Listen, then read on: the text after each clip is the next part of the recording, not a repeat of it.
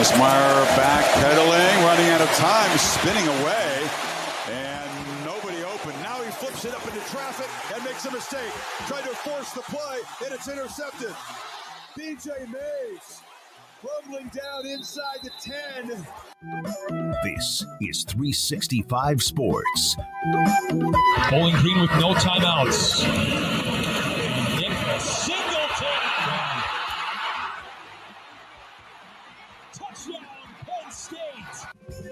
365 Sports is presented by IdealMRI.com. High-quality MRIs for $497 or less. IdealMRI.com. Your health is important, so is your budget.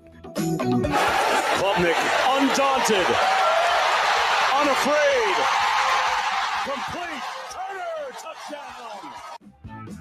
365 Sports is also brought to you by Texas Farm Bureau Insurance, protecting Texans since 1952. Why not?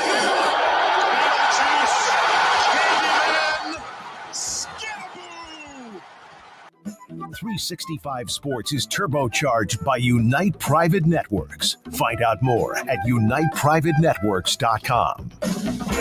Jennings on the play fake, slides it upfield. Matthew Hickner off to the races.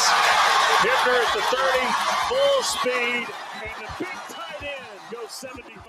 It's a Pony Express. Now here's David Smoak, Paul Catalina, and Craig Smoak. And here we go on this Tuesday afternoon. We have Amanda Christovich of Front Office Sports joining us in about 15 minutes. Tim Brando today.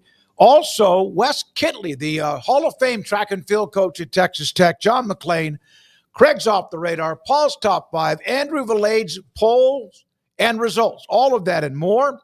And that is today on this show on 365 Sports. So we've been saying that, man, I just can't wait for some of these lawsuits or whatever to kind of come to an end. I don't even care who wins anymore. Just get done with it.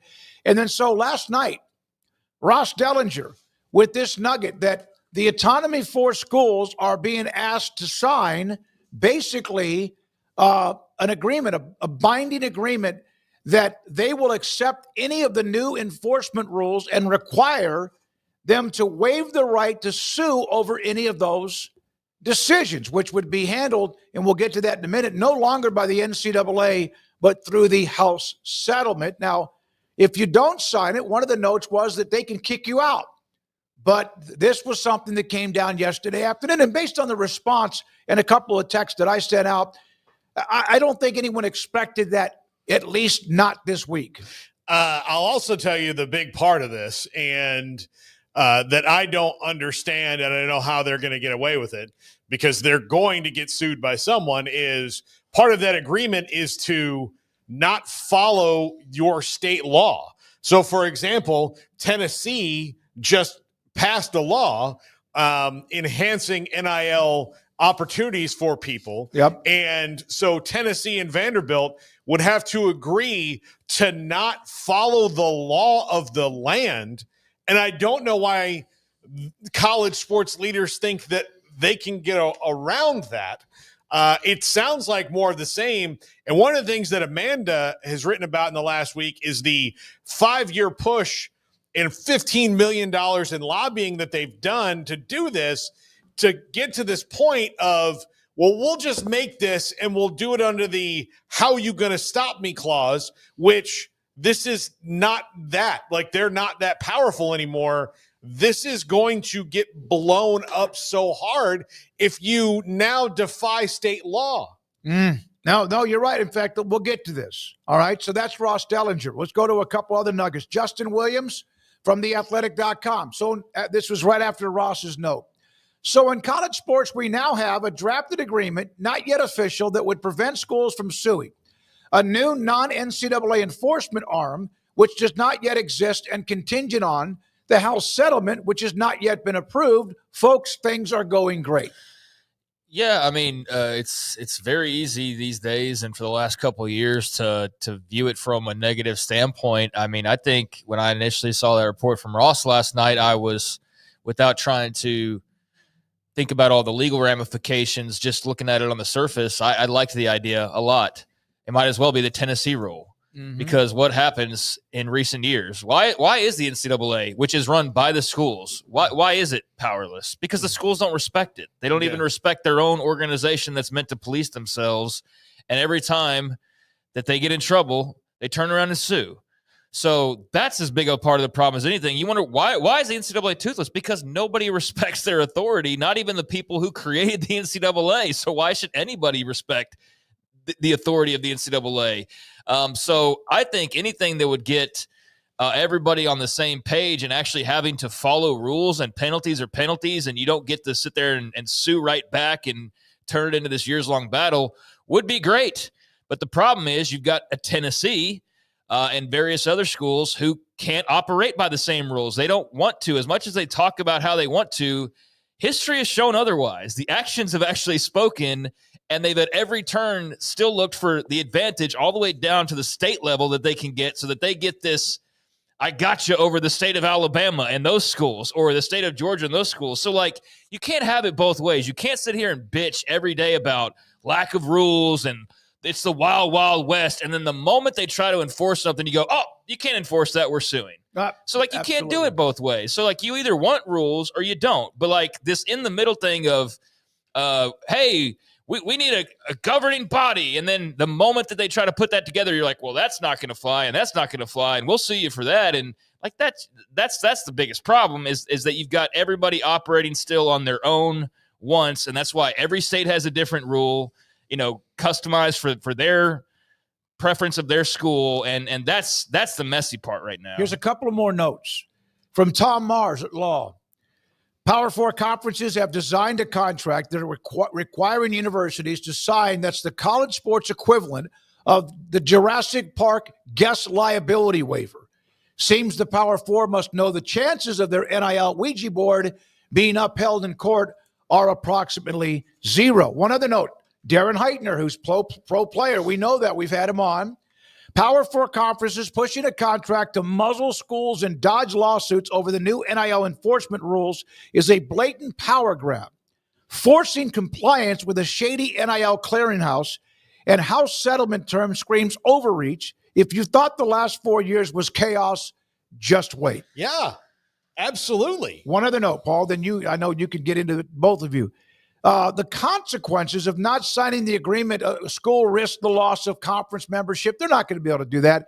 You have to sign it, one athletic director said, and if you don't, they won't play you. As far as others in the Power Four, I don't think that's ever going to be the case. I doubt that there's any possible way that they can kick you out. But that's kind of just from last night. We said goodbye, and all that flared up last night. I don't think this particular agreement in the form it stands right now ever sees the light of day. I mean, you've got a problem that you are now picking a fight with potentially 50 state governments. Now, while I agree with Craig that the politicians have to pick a side here and do something and not go, well, this is the Wild West and we're going to do this. But then if you're a powerful university in your state like Tennessee wants to sign a quarterback and give him, $10 million that you're going to sue on the university's behalf, they're playing both sides against the middle, which is what our government does almost throughout its history. You mean they signed Nico to a big deal, right? Yeah. And so they can complain about it. Tennessee's as guilty as anybody of sitting there saying they want one thing and then doing the opposite every time. Right. But what the NCAA here is trying to do is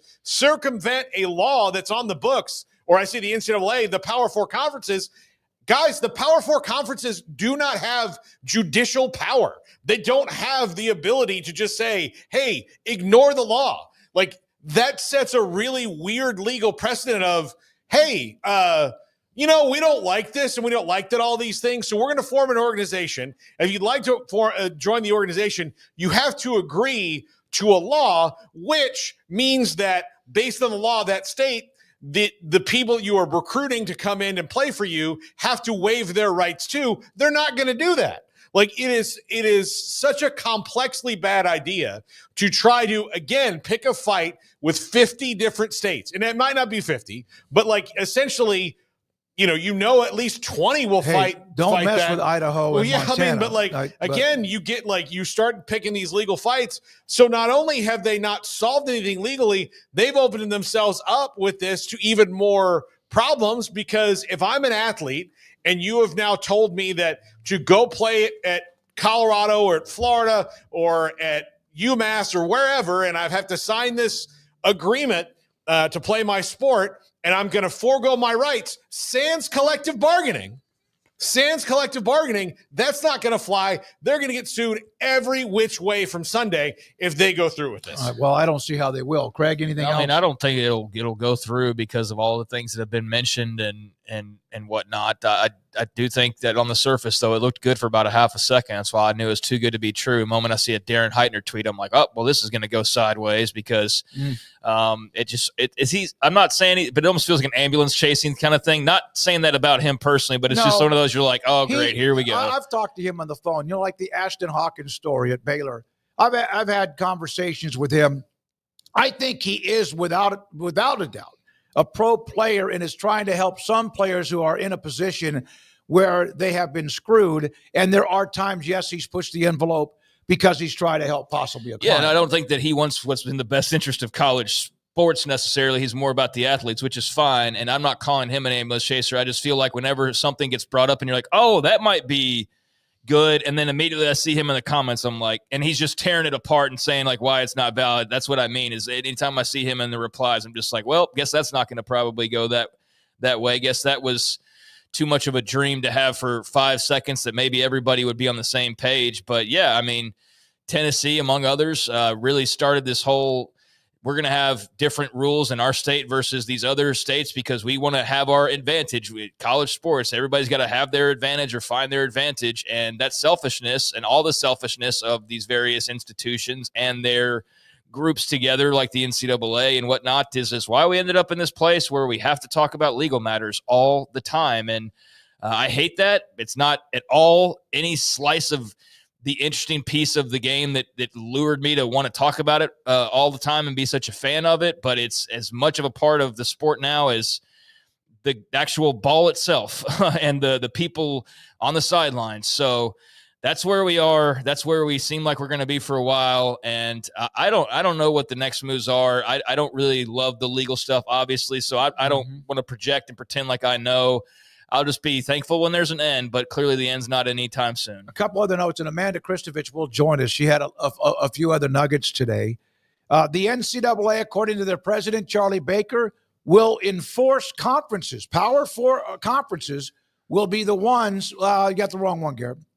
That might be my fault. Power conferences will be the ones who enforce the House settlement, not the NCAA, which is kind of what we've talked about. So when there is enforcement needed, the teams who like to be the ones that push the envelope and then sue as soon as they get hit are the ones that will do that, and not the NCAA. Also, Charlie Baker, in the $286 million in the back pay of the House versus NCAA settlement, the NCAA is going to pay 61% of that, $175 million, hoping the NCAA will continue to be able to shoulder that burden over the 10 years of the payouts.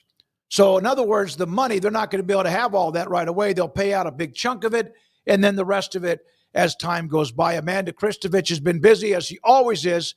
Amanda Christovich from Front Office Sports. All right, tell me everything like I'm 5. Okay. Well, sorry. So you want to talk about Oh, dear God. All right, so the timeline starts yesterday evening on, I think Ross may have had a story about yes. All right, the contract, and then all the way to where we are today. Thank you for being with us today. Oh, yes. Thank you for having me. I was a couple minutes late to the Zoom because I was chatting with another source about this story. So yesterday news broke, and I had been hearing rumors about this as well, but hadn't been able to get my hands on the actual document, that the power conferences have been distributing kind of like a contract or memo that says that all of their schools will not be allowed to sue the conferences if they are upset about the new rules that the House settlement will create. So think about that NIL clearinghouse, right? The ability to punish players or schools, or we don't know what the punishments will be. But let's say a player or a school gets punished for doing a deal that is considered pay for play through this clearinghouse, or according to the clearinghouse, and the player decides to go forward with said deal anyway. The idea with this memo is that the school won't be allowed to sue and say, it's an antitrust violation to prevent my athlete or punish my athlete from, earning the money that they so rightly deserve. The salary or salary cap, the revenue sharing cap, right? Because of course they're not salaries, it's revenue sharing, is the other thing that they don't want any school to challenge. There's a cap that the House settlement sets on how much money you can give players every year, and they don't want any school to challenge that cap in court. They're concerned that schools are going to do that players are going to do that somebody's going to do that. Whether or not it sounds to me like there's a final draft of this memo. Now the question is, who's going to sign it? And if they don't, what's going to happen? So, Amanda, one of the details in Ross's story was that part of signing the memo is that you have to agree to not follow the law of your state if it contradicts the ruling. Mm-hmm. How do they have legal standing to do such a thing? I mean, could we just start an association? Like, Smokey has never once obeyed a speeding limit and never will until he dies in a very fiery crash. Yeah. If he decided to start an association saying, like, listen, we got a lot of money, we're not going to follow the speed limit anymore, that's it. Like, that's not going to fly. So I don't understand what they're trying to accomplish here.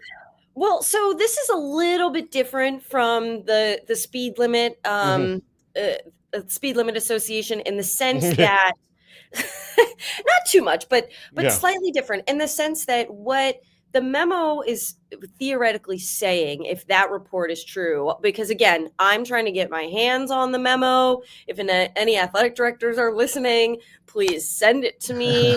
Everyone is trying to get our hands on this memo. I've got like a ton of people, who are like looking for it for me.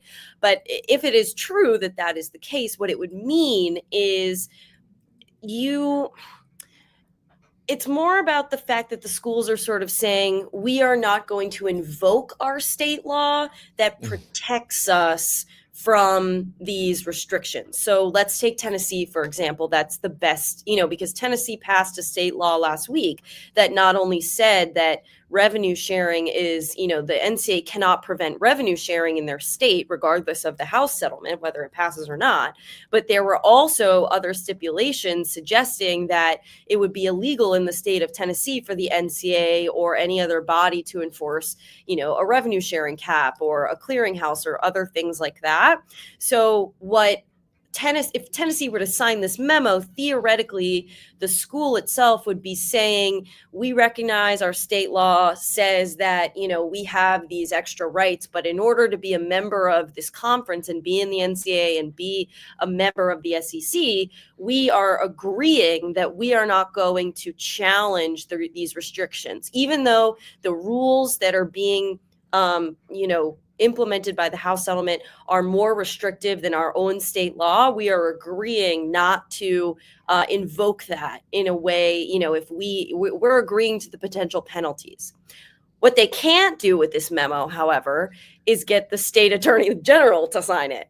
And that theoretically could really be the person who would sue a conference for, or all of the power conferences collectively, the enforcement entity, right? The school doesn't have to sue. And this already happened in Tennessee. This was a huge NIL lawsuit that it was the one that ended up resulting in the NCAA not being able to enforce the NIL rule saying you can't negotiate deals before you go to a school. So an attorney general is not beholden to this. So even though the school waives their rights potentially, even if this memo is legal and holds up in court, which we don't know if it is or it does, the attorney general could step in anyway and invoke the state law because the attorney general isn't signing this memo. What are coaches, not that they have a say in this, but what are they saying about maybe this latest turn on this winding road? Yeah, I mean, I haven't spoken to coaches directly, but I have spoken to the sort of legal industry that is in touch with coaches. Mm-hmm. And the lawyers are just kind of like, hey, we are going to have a lot of business with this memo because everyone seems confused. Everyone, the coaches are confused. The coaches are unsure whether this is a good thing or not, right? So I think ultimately everybody is, not only unsure of what it would mean if their school does decide to sign this memo, but they don't even know if their school is going to. I can tell you that this time last week, I reached out to folks who were pretty, they were not low on the totem pole in some athletic departments in the power conferences, and they had never heard of this memo. So like for a few hours, I wasn't even sure it existed. It's being kept very tight. It's like the university presidents and the university general counsel and the athletic directors are the ones who have access to this information, and the coaches and sort of folks other in the athletic department collectives, they're all sort of finding out secondhand. So that creates, even if they ultimately agree with this idea, it creates this sense of, confusion and what's going on and who do I call and can you give me information? Does my athletic director plan on giving me information? So the amount of that this has been kept sort of under wraps has been interesting to me, just as interesting to me as, what the memo itself actually says, if that makes sense. Yeah, I saw a note from Darren Heitner. We brought him up on a couple of things he mentioned about that he is going, and all the others, as you mentioned, are going to be crammed with suits or with legal issues. So what happens, Amanda? This was the week that it appeared Judge Wilkin might rule, and she still might rule. And whatever that is, who knows? It's only Tuesday. We got a long week. Dear God, yeah, I know. So do you feel like she's going to rule and then everybody just starts to go in different directions no matter what she says, or what's going to happen here? I think, she will rule, I believe, and then by the end of the month. I think I would be shocked if she did not rule by the end of this week. And if she happens to be listening, I will be on a red eye internationally on Friday night starting at 8 p.m. So please make that decision. We have pre-writes ready. Like, please make this ruling before 8 p.m. on Friday night when I may not have access to the internet for 9 hours. Anyway, so what happens if and when she approves the deal I call it a deal because even though it's it feels like a deal, right? If she approves the settlement, then in a sense, things sort of continue as the status quo for the next month, because technically the settlement doesn't go into effect until July. So the clearinghouse, none of the deals, the NIL deals that are currently in place right now need to go through the clearinghouse. You only have to submit a deal to the clearinghouse if the money is being paid after July 1st, which is why so many collectives have scrambled to front load deals and offer quote unquote, what really kind of is pay for play NIL money to players. Let's say they want to give a player, they would normally give them monthly payments for the next 12 months, right? They're just paying them all the money right now up front. Obviously, that could create concerns if the player hits the portal, but, they just don't want to have to submit that deal to the clearinghouse. So that there's going to be a lot of that over the next month, I think, is where the big scramble is going to be. And I've seen a lot of illegal, at least conjecture right now about Deloitte's role in this and how it's a bit of a gigantic kind of a conflict of interest given the largesse of their company. Yeah, the conflict of interest thing, it's been unclear about what exactly Deloitte's role in making these decisions was. What it was very clear to me that the power conferences wanted to project a sense that Deloitte themselves were not involved in creating any of the parameters of whether to accept or deny NIL deals. They just literally created the software. They took the information and created the software. And then what I wrote today was that, I guess technically this was written in the settlement, but it's really been quite unclear how or to what level the NCAA itself might be involved in enforcing, or adjudicating any of these penalties. The NCAA is not going to be involved at all. Apparently, they have no involvement whatsoever in the clearinghouse, in the enforcement arm, in deciding eligibility penalties based on NIL money and, adjudicating revenue sharing, making sure everyone follows the cap. They have no involvement. Okay. And apparently, like I said, I got an angry phone call today. Apparently that was not, that is new information to me. It was apparently not new information to some folks, but I do think that it was worth mentioning that, some people were calling it the NCAA's NIL clearinghouse, right? So they're going to have no involvement whatsoever. All of this is going to be owned and like the Deloitte piece is owned and operated by the power conferences alone. And the infractions are coming from the power conferences alone. So they will not be able to complain about infractions because they will be the ones adjudicating them. The NCAA is not going to be adjudicating NIL penalties anymore going forward. Yeah, which means that they'll start to not lose any more lawsuits because they're over like the last 10,000. Amanda, I know you got to go. And good luck on your trip. I remember the last time you were like going on a little vacation. It might have been a year ago. I don't remember, but something popped. Something always pops. I was in Mexico when the Pac-12 settled, the departing schools settled Washington State and Oregon State. And something always happens, but it's okay. That's why we have internet, no matter where we go. That's exactly right. Yep. Yeah. Well, you've got it pre-written, so just all you have to do is land or pay the $9 on your flight. Yeah, and thanks for helping this 5-year-old understand some of the logistics a little bit. You do a great job, Amanda. We appreciate your time so much. Front Office Sports, Amanda Christovich, who's been with us and on with us many, many different times. Here is a comment from Jamie Pollard on the future of NIL and also revenue sharing. Then we'll break and come back with some other stories. There's some college basketball news and also some much more, including Texas Tech's Darian Williams and where he might be next because it won't be the NBA. Here's Iowa State's Jamie Pollard. He's been on with us before. We've heard from him a few other times, and here he is yet again. State, as Central Iowa, as a university, as a board of regents, you have to assess what's the value of athletics to all of those entities. And, in the past, we really didn't have to ask that question because athletics was self-sustaining, but it's impossible for that to be the case going forward at any institution, let alone Iowa State. And so there's going to be a lot of levers that are going to have to be looked at. Whether you want to pull them or not is too early to, to say. But we're going to have to put together a comprehensive plan that gets everybody at the table, and it starts with what's the value of college athletics to Central Iowa and to the state of Iowa, because if we lose it, we'll never get it back.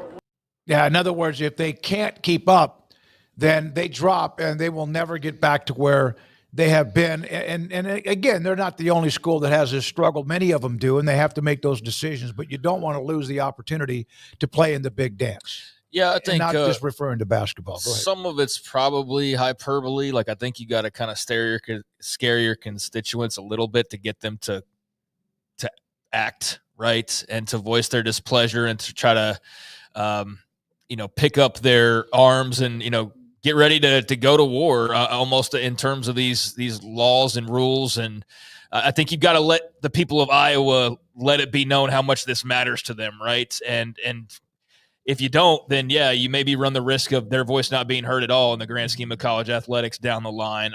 But I think some of the hyperbole is like, I don't think it's, if you don't act now, like it's over. But I do think you need to go, like, we got to get together and we need to start preparing to act. And I think that he's on a tour of some sorts, but there was another quote that is speaking to more of what I thought earlier when I was talking about how, hey, there's this situation that seems to make sense. Like everybody signed an agreement. Yep. Everybody's going to follow the same rules. Nobody's going to cheat. Nobody's going to turn around and sue Tennessee, Miami, whoever, right after they get in trouble or whatever.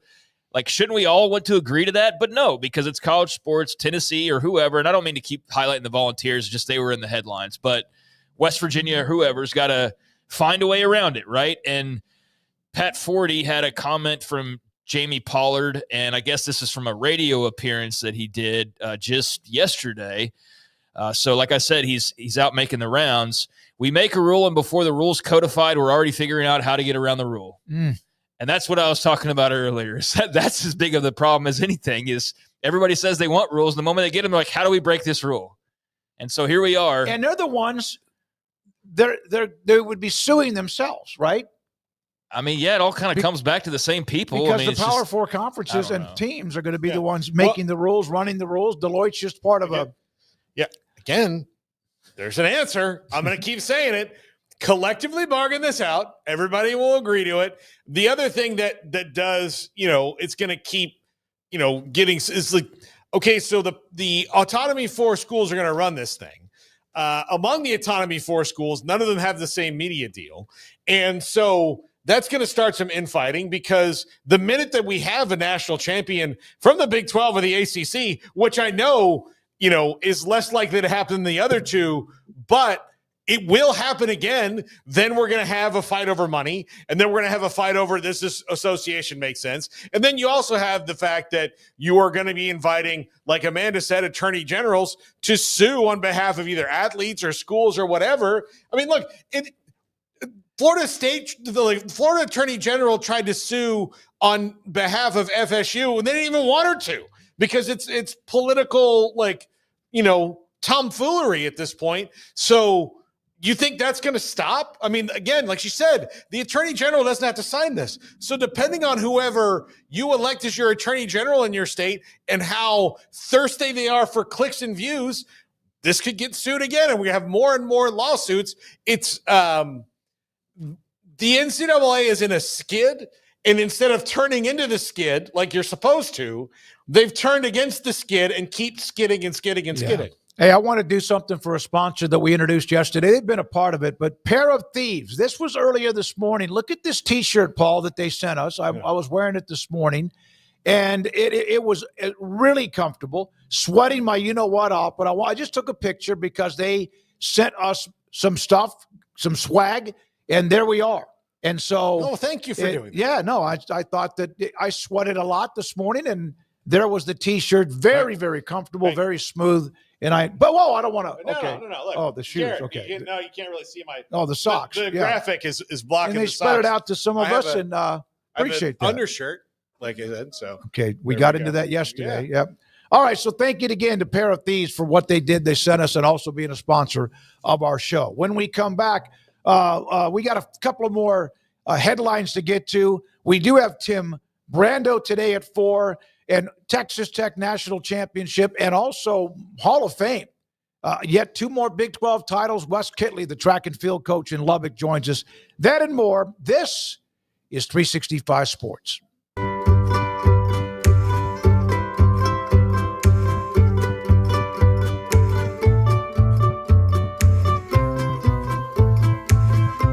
Pleasant. It's different than any other dentist office. I really feel like they care. And it's not that you're here for 2 hours waiting on someone to take care of you. It's quick and easy, and I bring my kids, and my kids love being here too. They really love the treasure box. Staff is really nice and accommodating, real friendly. You feel more like home. It's not sterile looking. Everybody has their own personalized rooms with decorations and decor, and they'll even have a blanket for you when it's cold. I've recommended people to actually come here, and they are patients now. I really love it here. It feels like family.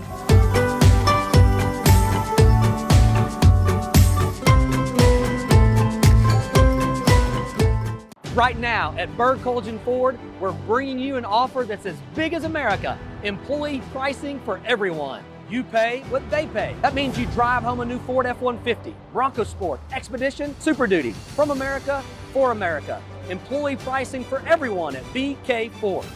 Looking to sell your vehicle? Get top dollar for yours today. Don't miss out. Employee pricing is available for a limited time. Visit us anytime at bkford.com. Experience better at BK Ford. I'll never get used to this.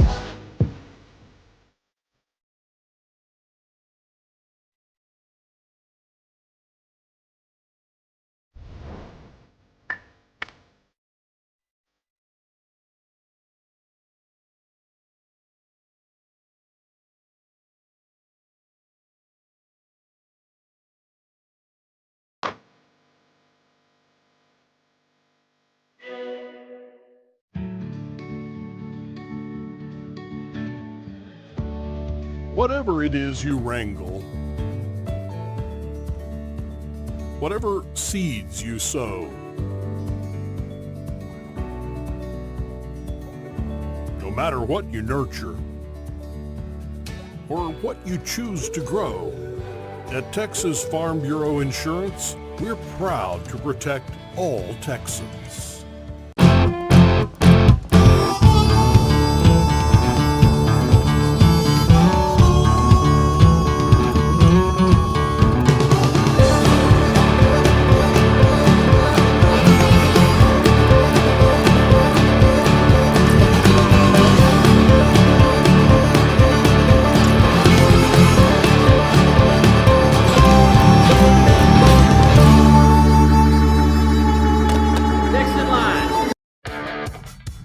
This is 365 Sports. The 3 o'clock hour is sponsored by Waco Custom Marketplace. Meats, sweets, Texas treats, and a cut above the rest. 425 Lake Air Drive, Waco. A couple of stories that we didn't get to with our early guest, and we do appreciate Amanda Christovich for her time.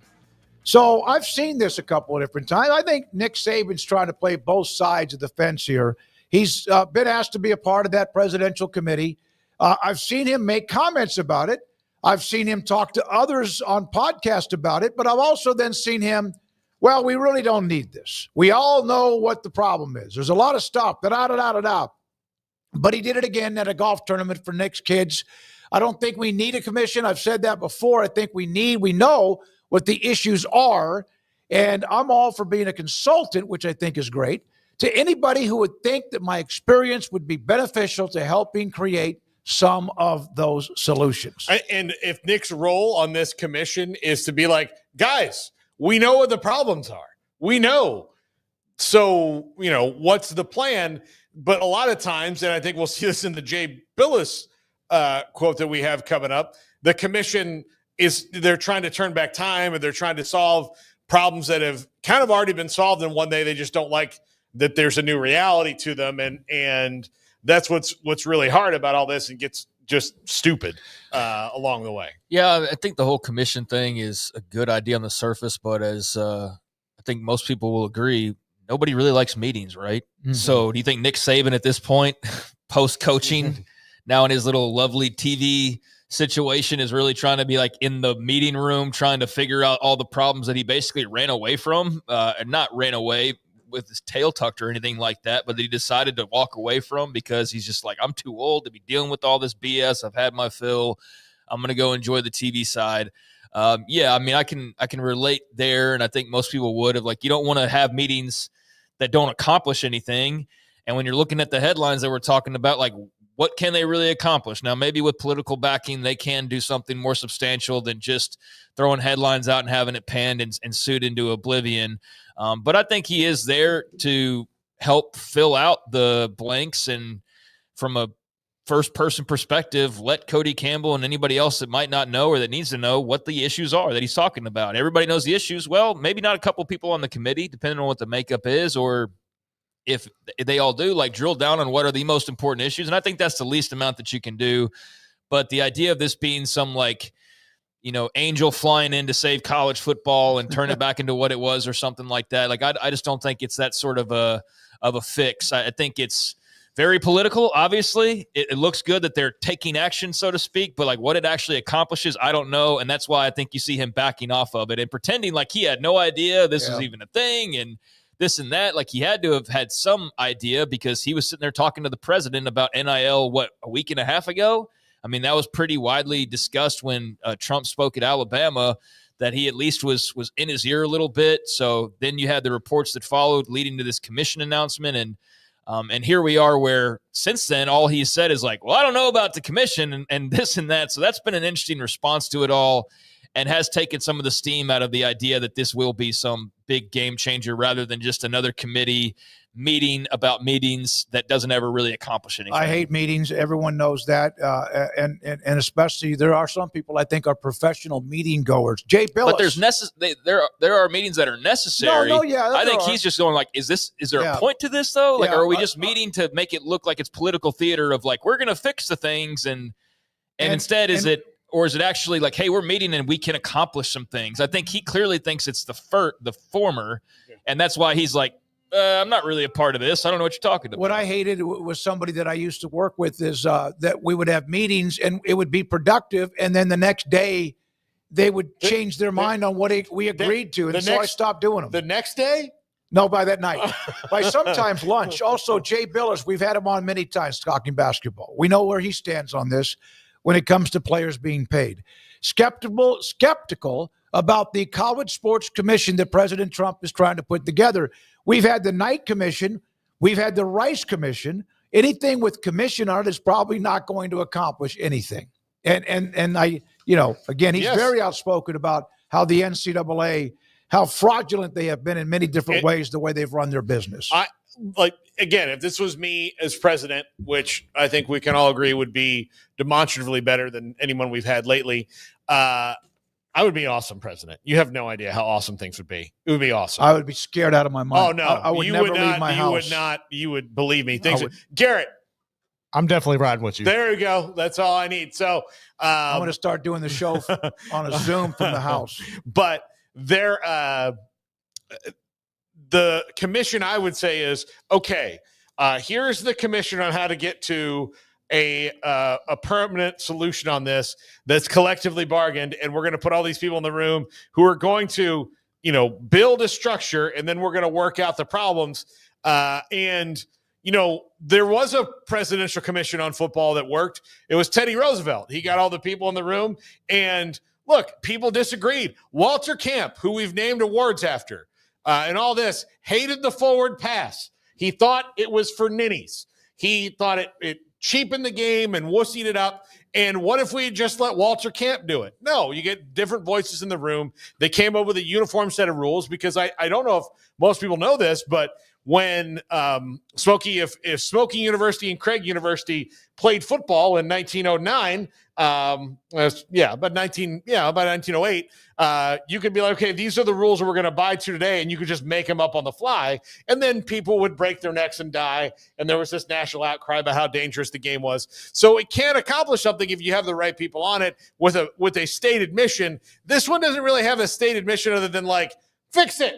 Yeah. Well, I mean, you have to get them to agree.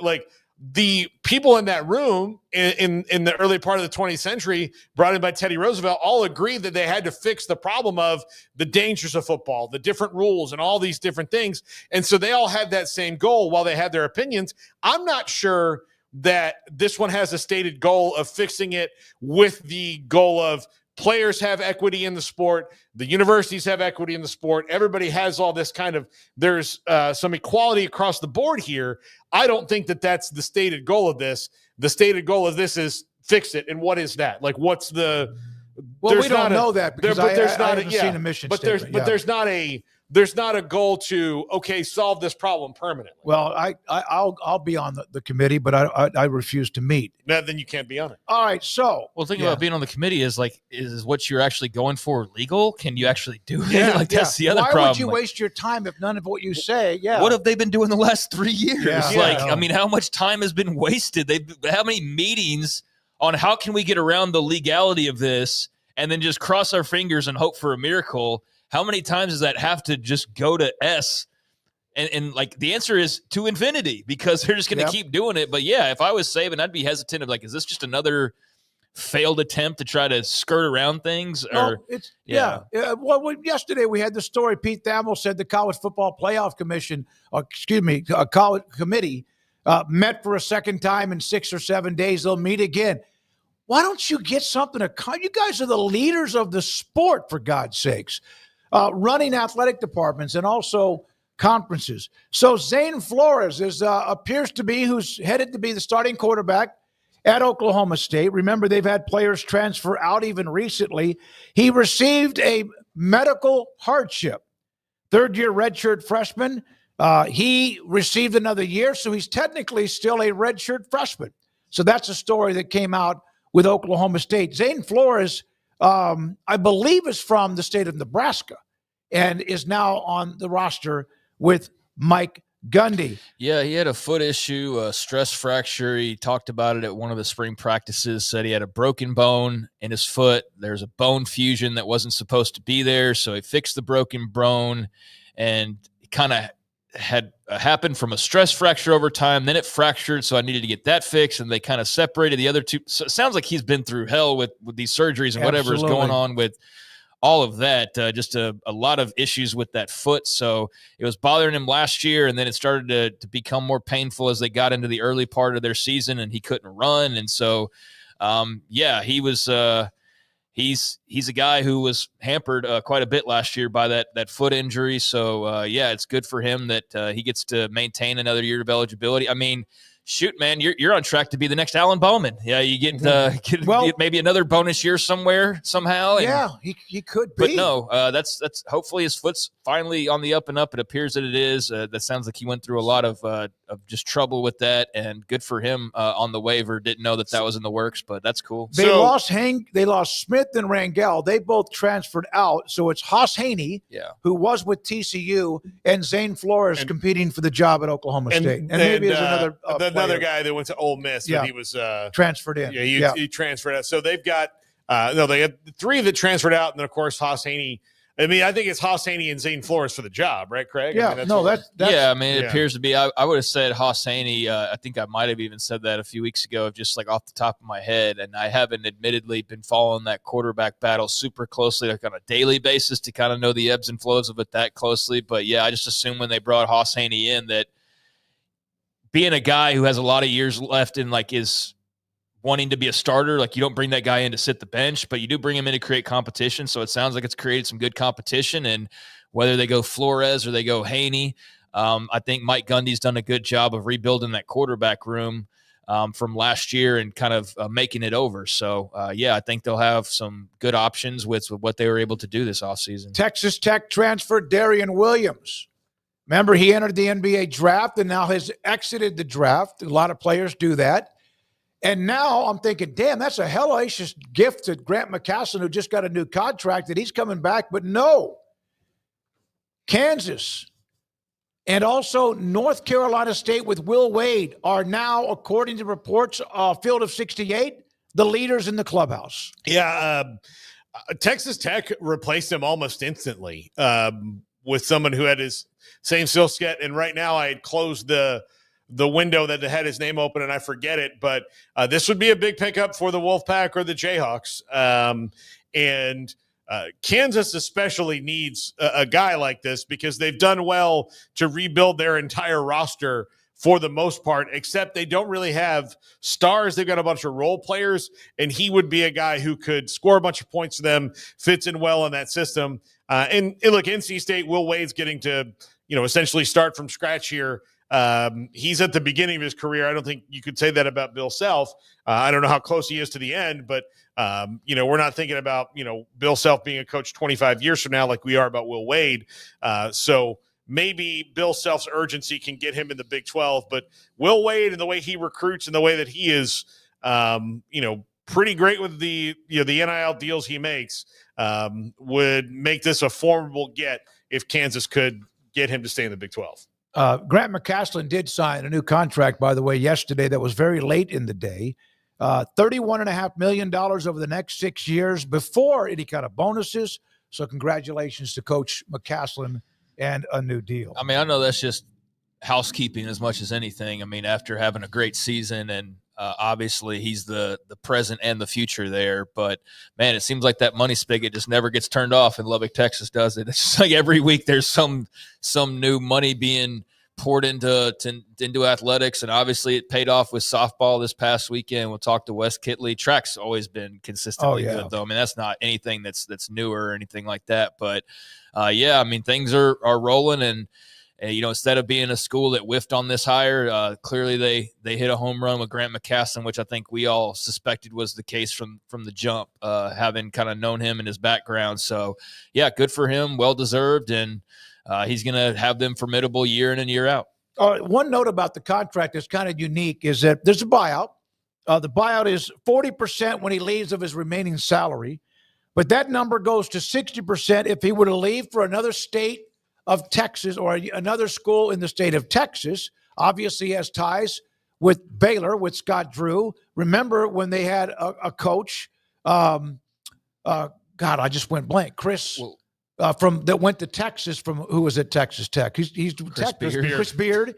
So they're just trying to protect their in-state, and they're taking care of him. But it would go up to 60% buyout if he was to leave for another school within the state. Well, outside of Scott Drew, doesn't he also have a degree from Baylor? Like, isn't he an alumni? So that came, along with that package. But no, I mean, I think, that's just warding off any potential and nothing to worry about, obviously, right now or anytime soon. But that's just a logical thing to do when you got a guy who's a great coach, and how often these coaching changes happen. If a Texas or Texas A&M were to pop open, although Texas has just hired a guy recently, and I guess A&M's had their own transition, so that's not really in the near future probably either for one of those. But yeah, just protect your investment, and that makes a lot of sense to make the buyout as big as possible. All right, Boogie Fland from Arkansas is going to play for the national champions, University of Florida. He committed to them. He was in the transfer portal for a little bit, averaged 15 points and about six assists per game. So Florida gets themselves a really good player out of where John Calipari is now at Arkansas. It's great to be a Florida Gator. Gosh. Can you sing that? No, I won't. I refuse. It's not the champs, baby. Yeah. And, when you've got a bunch of chicken nugget money behind you, you would think that you could retain guys. But since apparently winning a national championship trumps chicken nuggets. Well, it should. Yeah, I mean, absolutely. I want mass chaos, as somebody mentioned earlier. No, I mean, he leaves. Arkansas probably brought in their handful of plus whoever they kept. And I went to the Texas Tech transfer portal page for men's basketball, and it just goes on. And I mean, that's just them because we just brought up Darian Williams, and it just goes on and on and on. Yeah, sometimes the way the sites have it set up, I know On3 is probably like the most detailed at this point. But yeah, it does. Like sometimes it can get very jumbled. There's just so much information, and then it's like a combination of in and out, and then it's like sometimes it's hard to just find the one thing that you're looking for, like just transfers in. That's all I was looking for. Sometimes it's just hard to find that tab or whatever on certain sites. But I mean, the portal is never ending, and it is voluminous, and it is just nonstop. I said never ending, nonstop, same thing. But one correction from Tracy Helm. They have 5, by the way, that are in. LaJuan Watts is the one I was trying to think of that they got from Wazoo to replace Darian Williams. Yeah. Tracy Fisher said that, by the way, the quarterback, Zane Flores, is how they say his last name. Flores, okay. not Flores, as it's spelled. I did not know that, and I am a stickler for pronouncing people's names right, so that's very valuable info. So I appreciate you passing that along. I typically try to look that up, but I just assumed that's Flores. So yeah, Flores. Okay, yep. Cool. So thanks to those of you who are watching, whether it's on Twitter at 365 Sports YT, of course, the YouTube channel umbrella at 365 Sports. We appreciate you for being here today and a part of what we do. When we come back a little bit early on in the 4 o'clock hour, Tim Brando. We were going to have Tim on yesterday, but pushed back until today. So he'll join us at 4. This is 365 Sports. Baylor alumni fan engagement, Paul Thorpe and Doug Furch, as there are events coming up, especially as they're starting to plan for football season. Go to the website of Baylor.edu, and they have a Facebook page for Baylor alumni fan engagement too, to where they set up what's going to be or where they'll be whenever there's a game on the road. And for example, they're going to play at SMU very early. They host Auburn to start the year, but they have one just right up the road, an hour and a half or so to play in Dallas. And they'll have set up. They'll have a team hotel. They'll have things that day before, parties, dinners, pep rallies, etc. And so if you want to keep up with what's going on when Baylor hits the road or big events, NCAA tournaments, if they're in them, that's where you go. That's who handles that. Paul Thorpe and Doug Furch, Baylor alumni fan engagement. Let Camille Johnson Realtors guide you seamlessly through the process of buying your dream home or selling your current one. Commercial, farm and ranch, or residential, Camille Johnson Realtors can smoothly and successfully lead you through any transaction. With a team of 28 experienced agents who are excited about serving you, Camille Johnson Realtors services the entire greater Waco area. If you're in the market to buy or sell, contact Camille Johnson Realtors, 104 Midway Center in Woodway, or find them online at www.camillejohnson.com. Camille Johnson Realtors, elegant, charming, warm. Welcome home. Pizza, burgers, and Bears football. There's no place around Waco that serves them all other than Bubba's 33. Come show your green and gold and enjoy some of Waco's best food and beverages while watching your favorite team, the Bears. When real Bears fans get hungry, Bubba's 33 is the #1 spot for ice-cold drinks, hand-stretched, stone-baked pizzas, and bacon-infused burgers. Join us for indoor or patio dining. Bubba's 33, Waco's restaurant and proud supporter of Baylor Bears football. Sick 'em, Bears. Don Humidor, your home with a 48-foot walk-in humidor with the elite cigar brands from around the world, including the #1 cigar of the year, Aging Room Cuatro Nicaragua. Plus, they have the great brands like Macanudo and Artur Fuente, Rocky Patel, Aston, and so much more. CBD, great for sore muscles, aches and pains, sleep, Vita Dreams, and anxiety, mild depression, general health and wellness. Their staff very knowledgeable on the subject. Don Humidor in the Townwood Shopping Center off Valley Mills in Waco. Ready to take your business to the next level? Carrion Solutions has got you covered. We deliver world-class IT consulting, including Quest On Demand and Migration Manager, M365 and Exchange migrations, Active Directory assessments, security hardening, and Windows Server upgrades. Our experts specialize in consulting, monitoring, support, and managed IT services. We promise vision, professionalism, and unbeatable value. Satisfaction guaranteed. If you're not happy, we make it right. Remember the name Carrion Solutions. For more info, email sales@carrionsolutions.com or visit carrionsolutions.com. That's CARRION solutions.com. Carrion Solutions, IT success guaranteed. At Ideal MRI, we feel blessed to be part of the Waco community. We're a small family business here in Central Texas. At times like this, the cost of healthcare has never been more important. And unfortunately, significant illnesses and injuries still occur. And that's why Ideal MRI is open and here to serve you through this difficult time. So if you need an MRI, ask your doctor about Ideal MRI. You can schedule online in minutes at idealmri.com or call 833-IDEAL-MRI.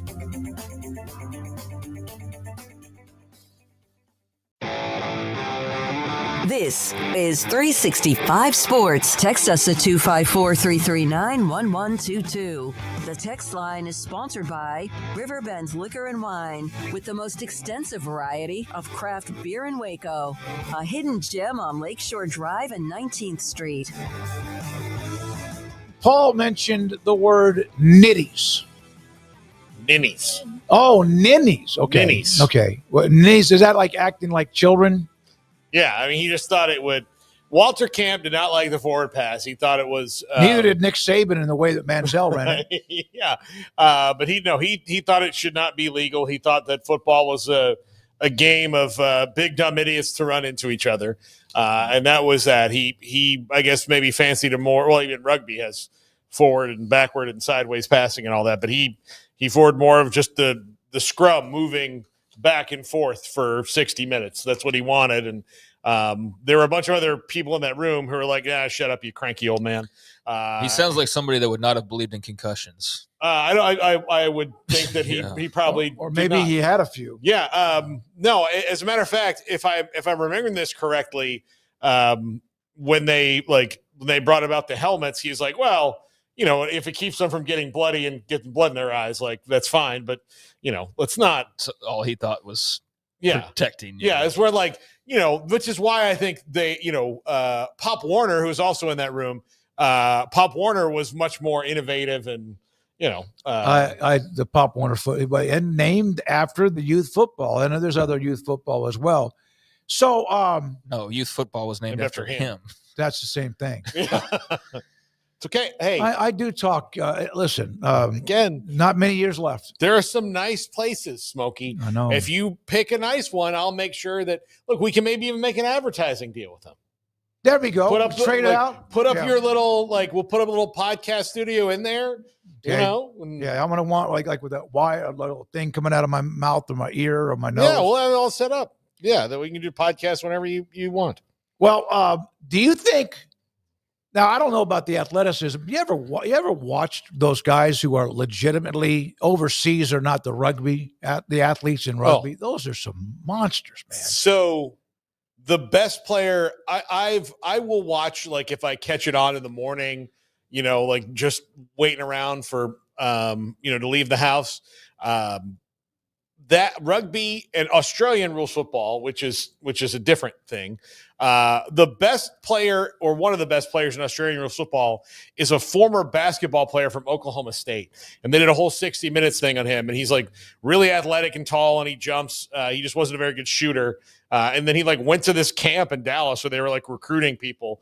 And he's now become this stud Australian rules football player. I love watching rugby. In the Olympics, I loved watching every second of it. It's fun to watch. It's brutal. Yeah. But they are super athletic. The Australian rules football is the first thing I ever saw, and I guess it was my junior year at Stephen F. Austin when I had the TV on and there's this game. It was Australian rules football, which eventually led me to watch it enough to where I saw a Sports Center pop up with whoever it was. But that's the first time I'd ever seen Australian rules football. I always got a kick out of the guys in the white coats who are the ones that call a kick, whether it's good or not, the officials who are a part of Australian rules football. Jonah Lemieux is known as among the greatest rugby players of all time. Looks like Kalani Sitake. He does. He looks like Kalani Sitake with us. All right, so in the chat room, Tim Brando will join us here momentarily. Someone had a question for Tim. Let me see if I can find it. Let's see here. I'll try to find it. We have him, Garrett? Not yet? Okay. Somebody was going to ask Brando a question. I'll try to find it if we can in time for when we have him. Now, so do we have okay, we're joined by Tim Brando now, Fox Sports, with us on 365 Sports. Tim, thanks for your time. How'd you shoot him today? I played pretty good. It wasn't awesome, but I played pretty good. I threw it up there in 83 tries, so that's not bad. Nope, that's good. Not bad. Not my best, but at least I got off to a little more of a difficult start this time. I think we corresponded a little bit last week. I had one of those mental brain farts after I let the score that I was maybe going to possibly have get in the way of my head a little bit with 5 holes to play. And you never can do that. They're right. These golfers say when you have to stay in the moment, you have to stay in the moment. But it happens, and I got past that. And today I really had a great back nine. I wish I could put those those nines together. When you shoot a 36 or 37 on the front, you're smelling that maybe 75 or 70. 75 is the best score I've ever had. And I haven't had that in probably, 12 years, long before I went to the senior tees. And I'm just smelling some low scores here, and because I'm hitting the ball better than ever. And, I made some birdies, and I still just, I've had 2 closing double bogeys and wound up shooting an 80 the other day, and that just got in my craw. So I got rid of the gremlins, put it that way. I'll try it again tomorrow. That's the great thing about it. You go back out and do it again, and it's the most exhilarating and frustrating sport I think you could ever play individually. So college football, my God, I mean, where do we start? The House settlements, inevitable. Now you have the Power 4 conferences and schools telling everybody they have to sign an agreement that they won't sue each other when they're the ones who will be running the show in the first place. Mm-hmm. Tim, will they ever get their together? Yeah. Well, they're not going to get there with the NCAA's help. All right. I think they need to get some things out of their head. Okay. They're not going to get there with the NCAA's help. They got to do this on their own, and they've got to do it with a little bit less hubris and a little bit more outreach towards one another. And I think that again, step number one is the SEC and the Big Ten, being in contact with one another, and they are, and that's good. But we need to make sure that the Big 12 and the ACC and frankly the other leagues too that aren't part of the so-called Power Four, that they are in step, that they are on the same wavelength, that they know that they too will have a level of protection. That it seems like we're asking for a lot in order for that to happen. It's not as if we don't have the kind of guys that know how to lead, but they've got to understand, those commissioners, that in this particular case, they don't just serve at the pleasure of the presidents of the schools in their conference. They have to think more globally. They got to think more big picture. And I know that runs contrary to what it's been in the past, but so is everything else running contrary to the way it's been in the past. I do believe that, this conversation about the President's Council and all that came from the Nick Saban Trump get together before President Trump was speaking at the University of Alabama, I think that became a sideshow and got people's minds off of the reality a little bit. More people were asking about the Saban. And Nick, I think, accurately pointed out, listen, I really don't know much about the committee other than, okay. And I think that Trump being Trump did that because he wanted to make them aware, them being those that are running college football, that this has got to get fixed. We've got problems and it needs to get fixed. I don't doubt for 1 minute that Tommy Tuberville, who's a friend of Trump's, was able to coerce the president into making such a statement. And that may stimulate some help congressionally. And we may get there eventually. But with everything else that's going on right now, okay, in the grand scheme of our country, you can't count on Congress or the president right now to take care of your business. You got to take more ownership, and you've got to work together as a group to make sure that we can get where we want to go. Now, these burdens that have been allowing for the settlements to take place, all are there because of what? Because of impropriety and an NCAA that basically did to college football, what the previous president, in my opinion, did to the current president. It's terrible out there. It's got to be taken care of. And I know that's a political statement, might piss off a few people, but that's how I feel. College football's history, tradition, and pageantry is still there, but we've tried to erase it completely from its future, and we cannot do that. We have to have some semblance of organization and guardrails. We cannot have free agency every day of the week for the rest of all time in college athletics, just because we have name, image, and likeness and a transfer portal. We got to find a way to take care of that. And there are intelligent enough people within college football that are in its leadership to take care of that if they take ownership of it and they come to some conclusions on their own. Stop looking for help from others that are not as vested as you are. That's my big issue. Yeah, right. Tim, now, one note that came down, and Paul, I know you got a follow-up question, is that the NCAA has said, Charlie Baker, that they are going to relinquish anything to do with monitoring the NIL, monitoring the clearinghouse, monitoring any kind of penalties. That their hands are clean, which, that still means that somebody's got to do it, and can they trust each other to do that? Right. And by the way, I'm fine with that. I don't want the NCAA the hell anywhere near college football right now. All they've done is undermine it. And Baker, who speaks, he carries in his own mind a big stick verbally, but I think he found out, particularly recently, that he doesn't have the power anymore. The commissioners of these conferences do. So it's incumbent upon them to get the job done. I don't blame Baker at all. Listen, and I don't mind the NCAA remaining in existence. They do a great job with the basketball tournaments. They do a great job with the non-revenue producing sports championships, which It's fantastic. Good for them. They may screw up the NCAA tournament if they decide to let everybody in, but that's another subject for another day. But I think that it's up to the commissioners of the leagues now to take control and find a way to build a stronger version of what college football is supposed to be. There's way too much at stake here, okay, financially. There's just way too much at stake.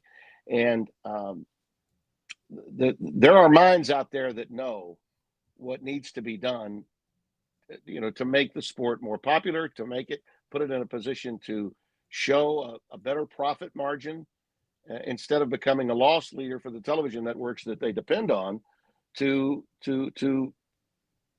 finance these players. Okay. All this money that they're on the hook for, where do you think it's going to come from? When I hear fans, and you saw it this past week, or maybe 10 days ago, whenever it came out, I think it was this past week, screaming and yelling bloody murder about, well, that Ohio State-Texas game needs to be played at night. The hell it does. The hell it does. Okay. The game is contractually going to fall to Fox. It's going to be on at noon because Big Noon is a deal. And Fox, by the way, was, when they started it, up until a year ago, the number one window was the noon window. And just because you in Columbus, Ohio, or in Austin, Texas, can't bear the thought of having to watch your game at noon because you went out and debauched yourself the night before, that's on you, not on the people that are carrying college football. The masses, okay, are going to love the fact that they get to watch a Clemson LSU game at night and Ohio State and Texas are played at noon. The totality of the sport nationwide is what needs to matter. And for the chosen few, okay, the elites in places like Columbus, Ohio, and Ann Arbor, Michigan, and Austin, Texas, get over yourselves. College football is all day and all night. And those rights that are being paid for by the company I work for and for other companies like CBS and NBC and certainly ESPN, who pays more than anybody and is losing a ton of money on the current version of the college football playoff because it is mistimed, going up against games, playoff games, up against wild card games and divisional games in the NFL. That's awful. Absolutely awful. Needs to be fixed. How's that going to get fixed? Well, first off, we got to take care of the fundamentals, like who's in charge, who's going to be in charge of all the things that the NCAA was in charge of. And Charlie Baker says he's no longer taking a look at. So we got a long way to go. Yeah. But trust me when I tell you, Smoak, and you too, Paul, once we get to the games themselves, once toe meets leather, all this whining and gnashing of teeth and grinding will come to an end and everybody will be rooting for their teams again. That's the way it works here this time of year going into the fall. Yeah, absolutely, Tim. I'm curious your personal position on collective bargaining, because that's the solution that kind of solves everything here. Now it can't be maybe straight up and down like any of the other sports unions are, because we're talking about a college education being part of the agreement. And does that make you an employee? Does it make you a work study? Like, can you grow something out of that? It's going to require some flexibility legally minded wise to okay, let's create these things and get people to agree to it. I think the biggest problem though, Tim, in my perspective, is that the college leaders want to turn back time and not just turn into the skid. Yeah. Yeah. They're living in a vacuum of yesteryear. And honestly, when it comes to a CBA, yeah, it's the answer. Listen, I'm not an attorney, and that's another one of the issues. Okay. All these sports writers, and I don't care what website you're talking about, whether it's it could be Barstool, or it could be Outkick, or it could be certainly The Athletic, that many people, including me, subscribe to. And I don't always agree with The Athletic's view of things, but I read them. They're all frustrated and pissed because they're having to do court reporting, and they're having to call legal analysts because they're not lawyers. That's part of the problem. And so as a result, we're getting nothing but negative columns written on a daily basis.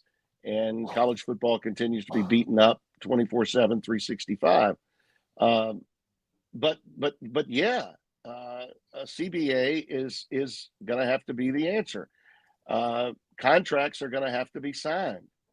And you got to get over this, whether it's pay for play or name, image, and likeness. I mean, the NIL thing was the lawsuit, but the NIL is just a title now. It's anything but. It's really not. These guys are not being paid for name, image, and likeness. They're being paid to come and play. You don't think that kid that was at LSU that was from Michigan got Portnoy's money because all of a sudden he's going to be just Mr. Barstool, okay, and doing shows like Dion does. I don't think so. He's getting paid to go and quarterback Michigan. So those are the items that have to settle down, okay? And I'm going to tell you, at some point, the NFL should bear, in my view, the NFL should bear some responsibility here too, because the lack of development of some of the players now coming from college to the NFL is a byproduct. We're only on the very, fringes of it happening. Okay. These players are coming into the league without the kind of development they once had. You hear it all the time, whether it's a guy like Tom Brady talking about the quarterback position or other pundits that have been in the league for a long time. I did my first UFL game this past weekend between the Battlehawks and the Stallions, two best teams in that league. And I have to tell you, the product itself is good. They've got a lot of things they got to work on. But one thing's for sure, if you play for 2 or 3 years in that league, like a guy like Adrian Martinez did, all right, who as a college player really never lived up to the billing, but as a UFL player, but was a player of the year and is now, carrying a clipboard in the NFL, he developed a little bit there.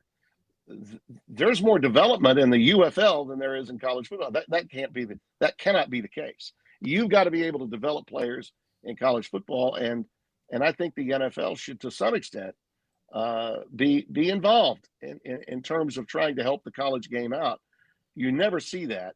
They'll tell you how much they love it and how much they react to it, but they don't necessarily want to get their hands involved in it. Right now, the college game suffers financially in large measure because the NFL continues to put games on opposite their games. And now the college game, because of the expansion, is going into a time of year to have its biggest games where the ratings are getting absolutely hammered by NFL divisional and wild card playoff games. So there needs to be a level of cooperation, I think. And I don't know that a lot of people want to go there, but I certainly will.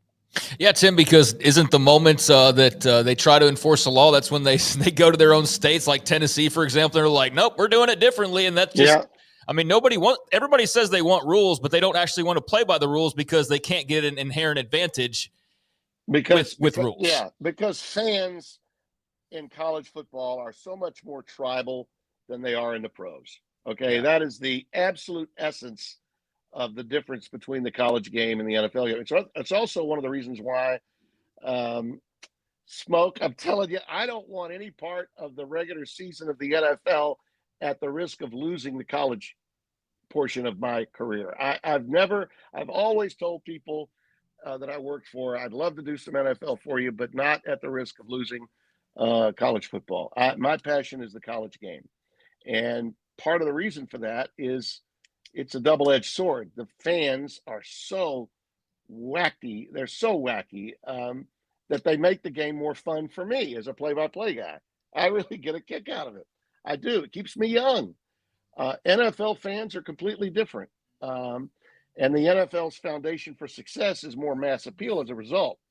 Not everybody that's an NFL fan ever got to go into a university location. They didn't. And so they adopt their teams as though they belong to them, they belong to their community, they belong to their region of the country.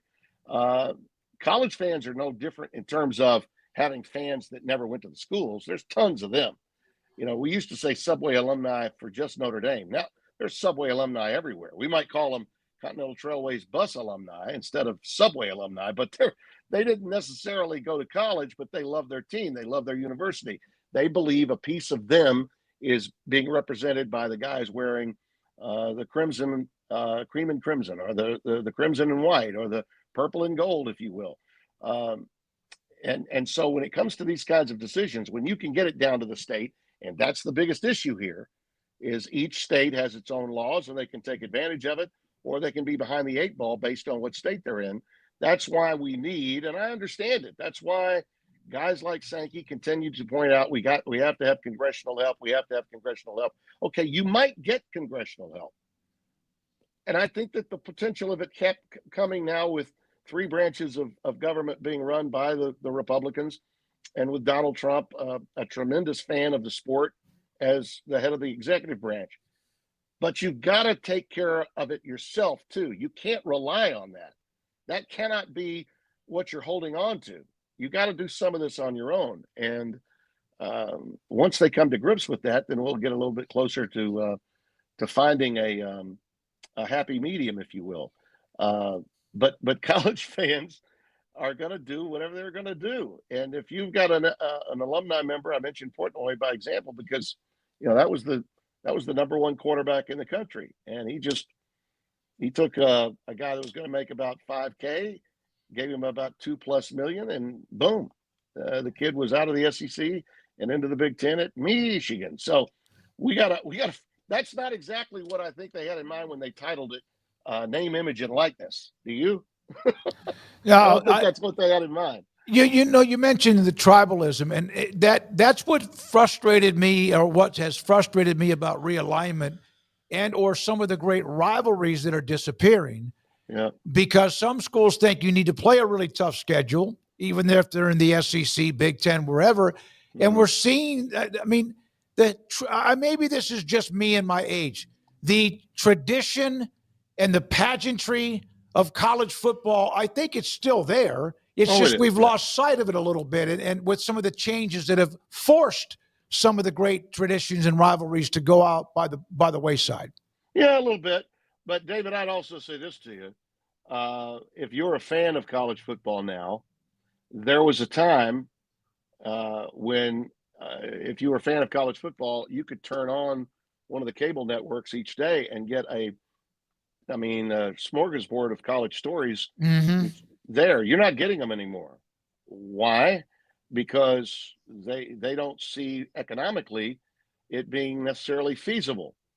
And what money that they have sunk into the colleges, the college athletics, these corporate-owned networks, whether it's ESPN with their variety of channels, or Fox with FS1, you're seeing them turn away. Why? Because, Fox invested in the Big Ten, and the SEC, ESPN invested in that. So if you want to get any news, you got to go to these niche networks that have titles based on the conference name.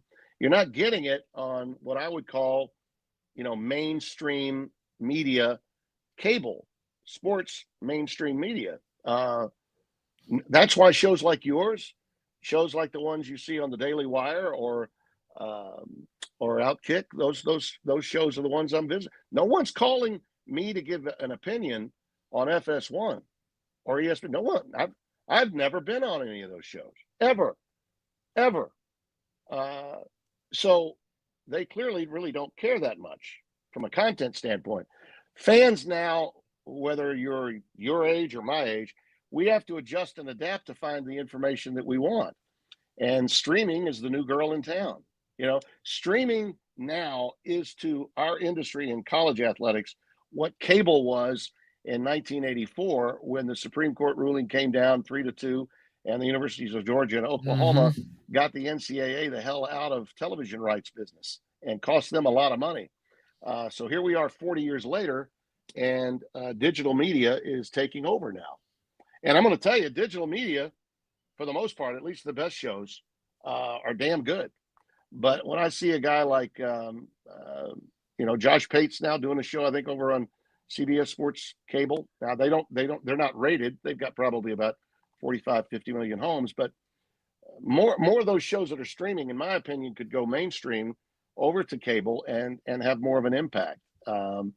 Because there's nothing, all I get is a steady diet of nothingness in every day part from corporation-owned cable outlets that I would call mainstream. Okay, I mean, how many more times do we need to hear about when Aaron Rodgers goes to the Steelers, or when LeBron gets things worked out? The Lakers are going to be dominant again, even though we already have them. We're already 4 teams left, and last I checked, Lakers weren't there. I mean, there's nothing of any interest in college athletics now that you can find by turning on your remote control and finding a cable channel that deals with sports. It's not there. It's null and void.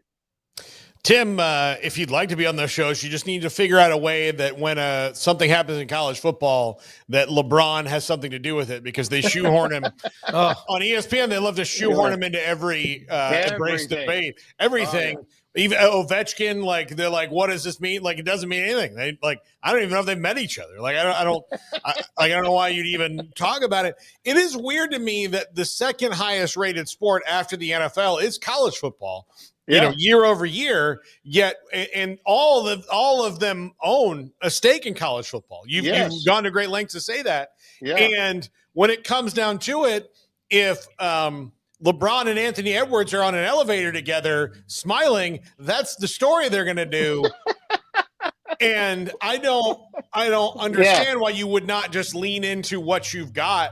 Yeah. Especially the game, like the off seasons have become so dominant, especially in the NFL. I mean, college football, obviously, we're doing a show every day because their off season is bananas, but why don't they lean into? And it's not just football, it's everything you have on your air when the games are live. They don't really do that well either.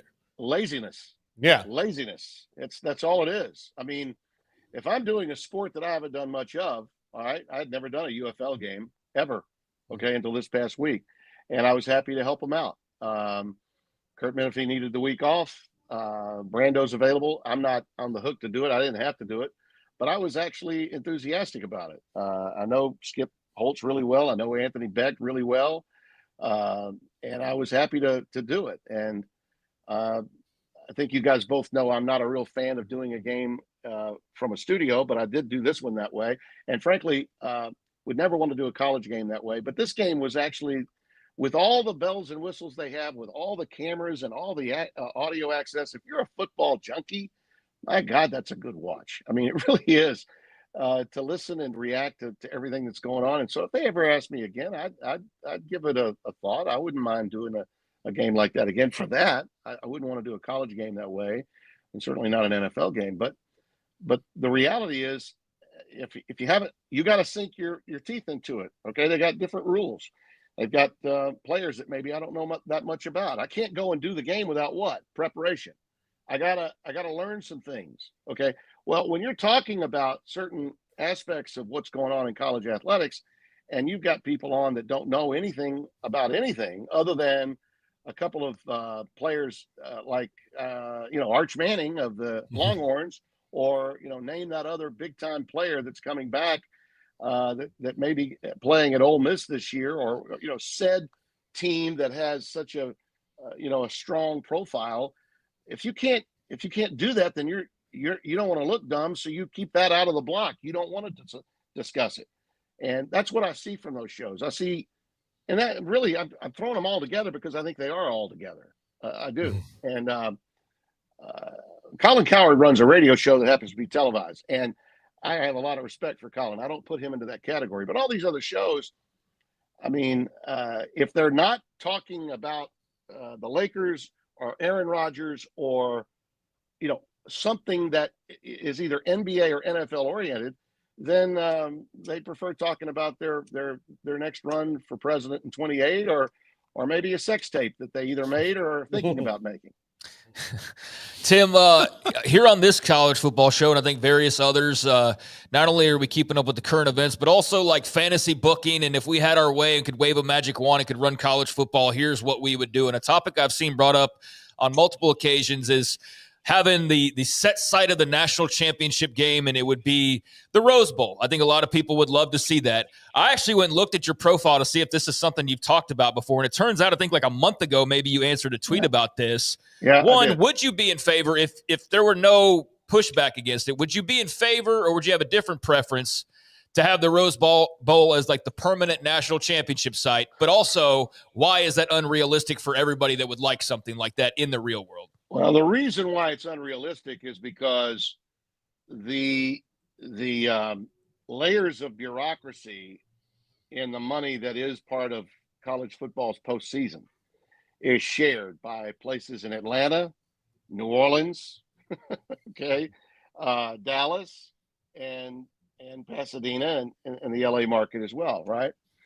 And Atlanta's really invested in it, okay, and they all have these bowl games, these that are part of the playoff, yes, and they also have these made-for-television monster matchups that are part of the first 2 weeks of the college football regular season, okay? And so the sponsors of all this, that's a lot of revenue that a lot of fans don't think about, but that would figure into the equation. Now, in the beginning, I pushed back on, I think it was Joel Klatt that first mentioned he would love for the national championship to be in Pasadena every year. And I pushed back on it because I just know from a fiscal standpoint, there's no way that they could pull that off without costing themselves some money along the lines, money that they, again, really, really do need. Okay. But as time has worn on, and I've been to Pasadena now to call a couple of college football games, man, that would be a magnificent place to have it. I do believe this, more importantly than having the national championship game in one set site every year, that national championship game can rotate all it wants, but it doesn't need to be played in late February or late January. It needs to be played at or near January 1, because that's where the viewership of this country, from an historical standpoint, getting back to your point, David, originally about the history and tradition and the pomp and circumstance of college football, New Year's Day has always been the main girl in town for college football. And college football, through its iterations of postseason, whether it was the Alliance or the BCS or now the CFP, it has continued to dilute New Year's Day to a point now where if we're going to 16, and I fully expect that that's where we're going to be, we may be pushing it back even further. And that's the last thing we need to do. We need to get it as close to New Year's Day as possible.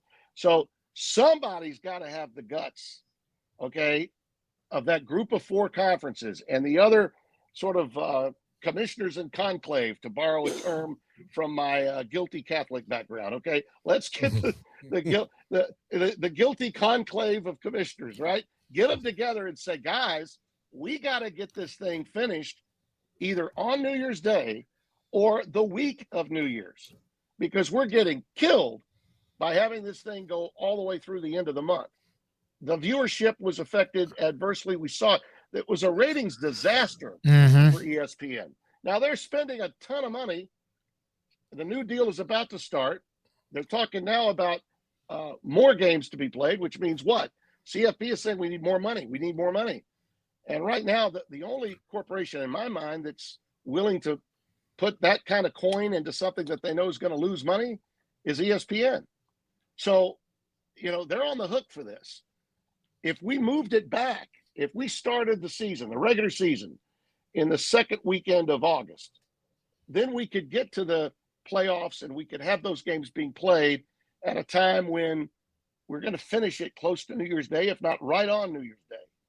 And then some other networks, by the way, would be more than happy to pony up and be a part of this. If ESPN didn't want to spend all the money on it, maybe one of the big three networks outside of them would be saying, hey, how about us? We'd like to get involved.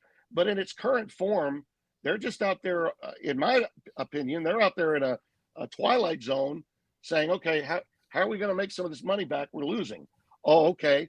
Turner just lost the NBA. They're desperate because they want to keep their cable rates up. Let's just sell them a couple of games.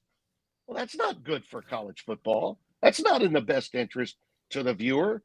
Okay, it's not. And most of those games, they were sight unseen. You get very few people that remember very much about the SMU Penn State game when it was played. Okay, very few people watched that, even knew that it was on Turner that week.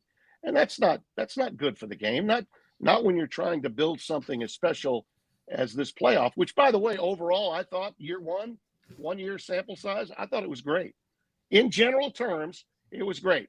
First week, didn't go as well as they would have liked, and the games were lopsided.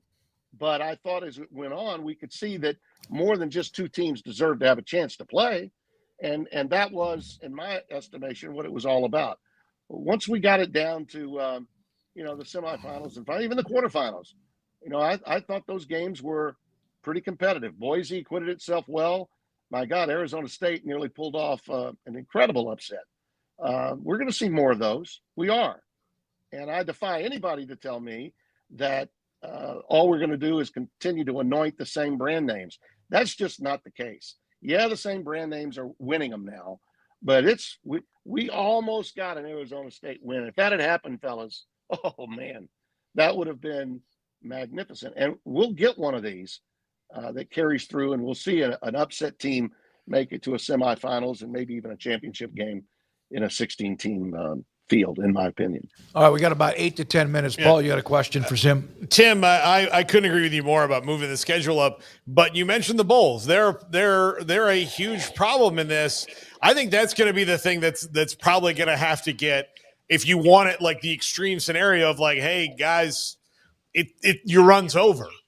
But those have been, and they're not always have been on the up and up. The Sugar Bowl, Orange Bowl, Fiesta Bowl, you name it. They've all had shady things happen in the past. Yeah, so it's not like they've all been or are even currently run by people who have the best interest of college football at heart. Right. It's more of a, we'll call it a community benefit, like they call it. Yeah. Yeah. And by the way, that's fine with me. I'm not one of those that's ever made fun of or taken shots at bowl games, because bowl games are still memorable moments for a lot of the players that play.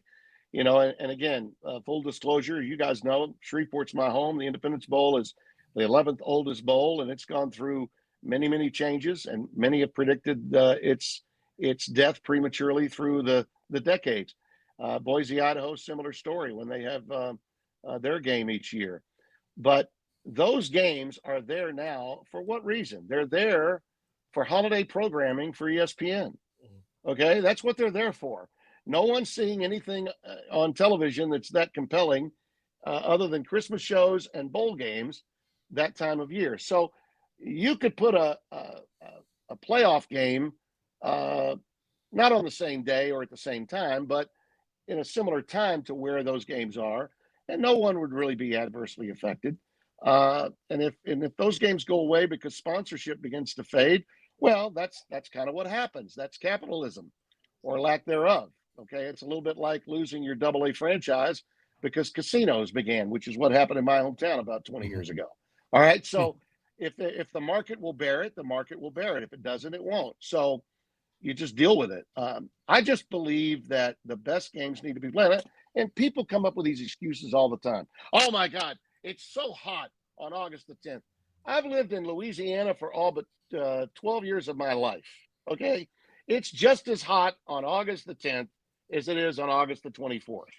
So Yeah. cry me a freaking river about how hot it's going to be. The kids are in shape. We'll make sure they get plenty of oxygen and fluids, and they'll be good to go. People just have to be looking out for the big picture. We've got such tunnel vision in college athletics, and it's so provincial to think in certain ways. The idea concept that a game that's really a great game can't be played at midnight. Listen, if you were going to get set amount of money for a game to be played at midnight Eastern time, kicking at midnight Eastern time, do you think for 1 second they'd turn down the money and not play the game? Hell yeah, they'd play the game. People just want to bitch. They want to bitch about something all the time. And I realize that politics is always local or regional, but this isn't politics. This is sports. And what's paying the freight well before we get to the gate are the television networks that I've worked for. Now, if that pisses you off as a fan, so be it. I've taken the heat for a long time, and I'll continue to take it. But where do you think they're going to get this money to make sure that the NCAA takes that debt that they lost, all that lawsuit money lost? Where do you think that's coming from? It's coming from television, okay? And the people at ESPN and Fox and CBS and NBC and everybody else that's invested, they are vital. You may not like us, but we're vital to the heartbeat of college athletics. Always have been. When it's mishandled, and I think it is mishandled during the day on daytime cable, I'll point the finger at my medium, but I'm damn sure not going to do it when it comes to start times of college football games. Get over it. Tim, I think the next time we have you on, and now there may be some legal things that occur, but we're going to keep it to the teams and the players and the coaches. By the way, this is something I thought I would never say, write, type, or mention. Yeah. Ohio State just received a commitment from a grad transfer out of Houston Christian University. Wow. How about that? I don't know the guy's credentials. I haven't been able to look up much of it, but Baylor received a commitment. I think a defensive back or receiver. I don't know who it was from Houston Christian, maybe an edge rusher. But Houston Christian, I don't even know how long they've been playing football, but it hasn't been very long. Now, I know they're a former name, right? Yeah. Think of this. Think of this for just a second, since you brought it up, okay? We shouldn't be surprised, Smoak. Think about it. A few years ago, there was a quarterback that helped make a Texas Tech assistant, okay, who had been a sort of a ball boy because his dad coached track, and then he became the offensive coordinator there. And then this kid that he was coaching was going to go to another school, and that kid wound up at Incarnate Word playing in the Southwest Conference. Yep. And he was just the number one pick in the NFL draft. Oh, but you'd never know it based on the way cable television covered it. Wasn't it Shedeur Sanders? I thought it was. Was it not Shedeur? No, it was Cam Ward. Yes. Okay. So if a Cam Ward can go from Incarnate Word to Washington State on the Palouse to Miami to the number one pick in the NFL draft, I think you're going to see kids from Houston Christian going God knows where and moving forward. It's just it's an avalanche that I think we could have predicted, David. Thank you, buddy. Appreciate your time. Tim Brando with us, Fox Sports. Always love the segment. We'll have him on as we close in more and more on the season, which seems like it's forever away. We can't wait for it to be here. I just got a note. I know the head coach at Houston Christian. He used to be a high school coach at Lake Scurry-Rosser over near the Athens and Corsicana area. First year there. But they do get this young man, Brickbinder, who is going to be on the roster at Ohio State for their quarterback competition. When we come back, Craig, and Off the Radar, this is 365 Sports. And Don Chimodor and Coffee Beans is where you find great cigars, the elite top-ranked cigars in the world. Padron, Cohiba, Ashton, Macanudo, Romeo and Julieta, Artur Fuente, and then my go-to, Rocky Patel. They also have a wall. When you walk into, they have two doors. It's a big, big, big humidor. You walk in the door to the right, there's a wall with a lot of the military brand or own cigars, and those who are from Texas who have their own cigar brands, and you can pick and choose what you want. Cheyenne and Joshua run Don Chimodor and Coffee Beans. They have fresh ground coffee beans. And oh, by the way, they'll ground them right there for you as well if you want. I think the favorite continues to be, even years later, Cowboy. They have pipes if you do that. They can fix pipes if you need that. They have the torch lighters and more in the humidors to put your cigars in if you need that. Vitadreams to help you fall asleep comfortably at night. And also for bad days, a gummy for chronic pain. Don Chimodor Coffee Beans in the Townway Shopping Center between Richland Drive and Valley Mills in Waco. In our logo and advertising, we say we are people that you can count on. What does that mean? It starts with providing a quality vehicle and quality service at a fair price. But it also means we do what we say we will do, and we treat people fairly with respect. It starts by hiring great people, good local folks who work hard with a caring attitude. Our employees are the real reason we are people that you can count on. Put us to the test and see for yourself that at Richard Carr Motors, we are people you can count on. Parenting is full of surprises. You never know what to expect. So after our son was born, I called my Texas Farm Bureau insurance agent to set up a life insurance policy in case something happened to me. Sawyer is now 2. And we'll soon have a sister. There's no one else I would trust with protecting my family. Stop by and see our agents at one of our 3 McLennan County locations. Coverage and discounts are subject to qualifications and policy terms and may vary by situation. Developed by Startup Waco, a nonprofit organization, GXG is a program designed to support the entrepreneurial development of Baylor University student athletes through NIL activations. The program helps student athletes maximize their platforms and offers a comprehensive support system for them to create and grow new businesses that not only benefit themselves, but also uplift the local economy. Fans who wish to support student athletes can donate to GXG via the GXG NIL Fund, BaylorBears.com/GXG. Contributions to support NIL activations through GXG can be made at BaylorBears.com/GXG. For more information, follow @GXG_GreenXGold on social media and visit the official website www.gxg.startupwaco.com. GXG, empowering student athlete entrepreneurship and uplifting the local economy through NIL activations. Riverbend Liquor and Wine now has 2 locations to serve you. The original on Lakeshore Drive in North 19th Street and the brand new spot in downtown Waco at 600 Franklin Avenue. If you're looking for the best in craft beers or local Texas bourbons, then the original is the place to be. And for the latest trends and online phenomenons, head downtown to the Franklin location. Either way, you're going to get the same great variety, customer service, and speedy experience. Check out both locations on their Facebook and Instagram pages, Riverbend Liquor and Wine, Lakeshore Drive in North 19th Street, and now downtown on Franklin Avenue.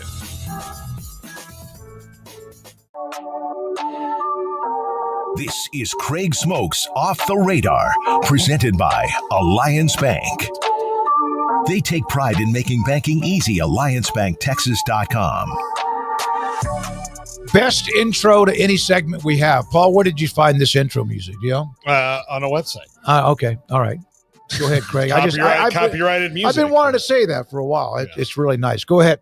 Sorry. All right, here we are, Off the Radar on 365 Sports, Tuesdays and Thursdays at around 4:45 or so. But taking a look at grab bag of headlines and just things of interest that we pick up over the course of the week, and some pretty interesting stuff from the NFL today to get into. A lot of NFL actually, with all these rules debates that are ongoing right now, and then a couple of things in regards to, as usual with the segment here lately, the NBA and NHL playoffs that are continuing on, although very much whittled down. But all of the big news out of the NFL, there are a lot of things that I'm going to bring up in a moment, not yet, in a moment, that are not yet voted on, have not become official, may not become official, but we will get into those. But one thing that has become official from NFL owners' meetings is the owners voted to permit players, active players, to participate in flag football at the 2028 Summer Olympics in Los Angeles. So flag football is coming to the Olympics. The Olympics are coming to LA in just 3 years' time, so nearly there. It's almost summer 2025, so 3 years and a little change. And when it does, I mean, we're going to Americanize this bad boy and have some flag football.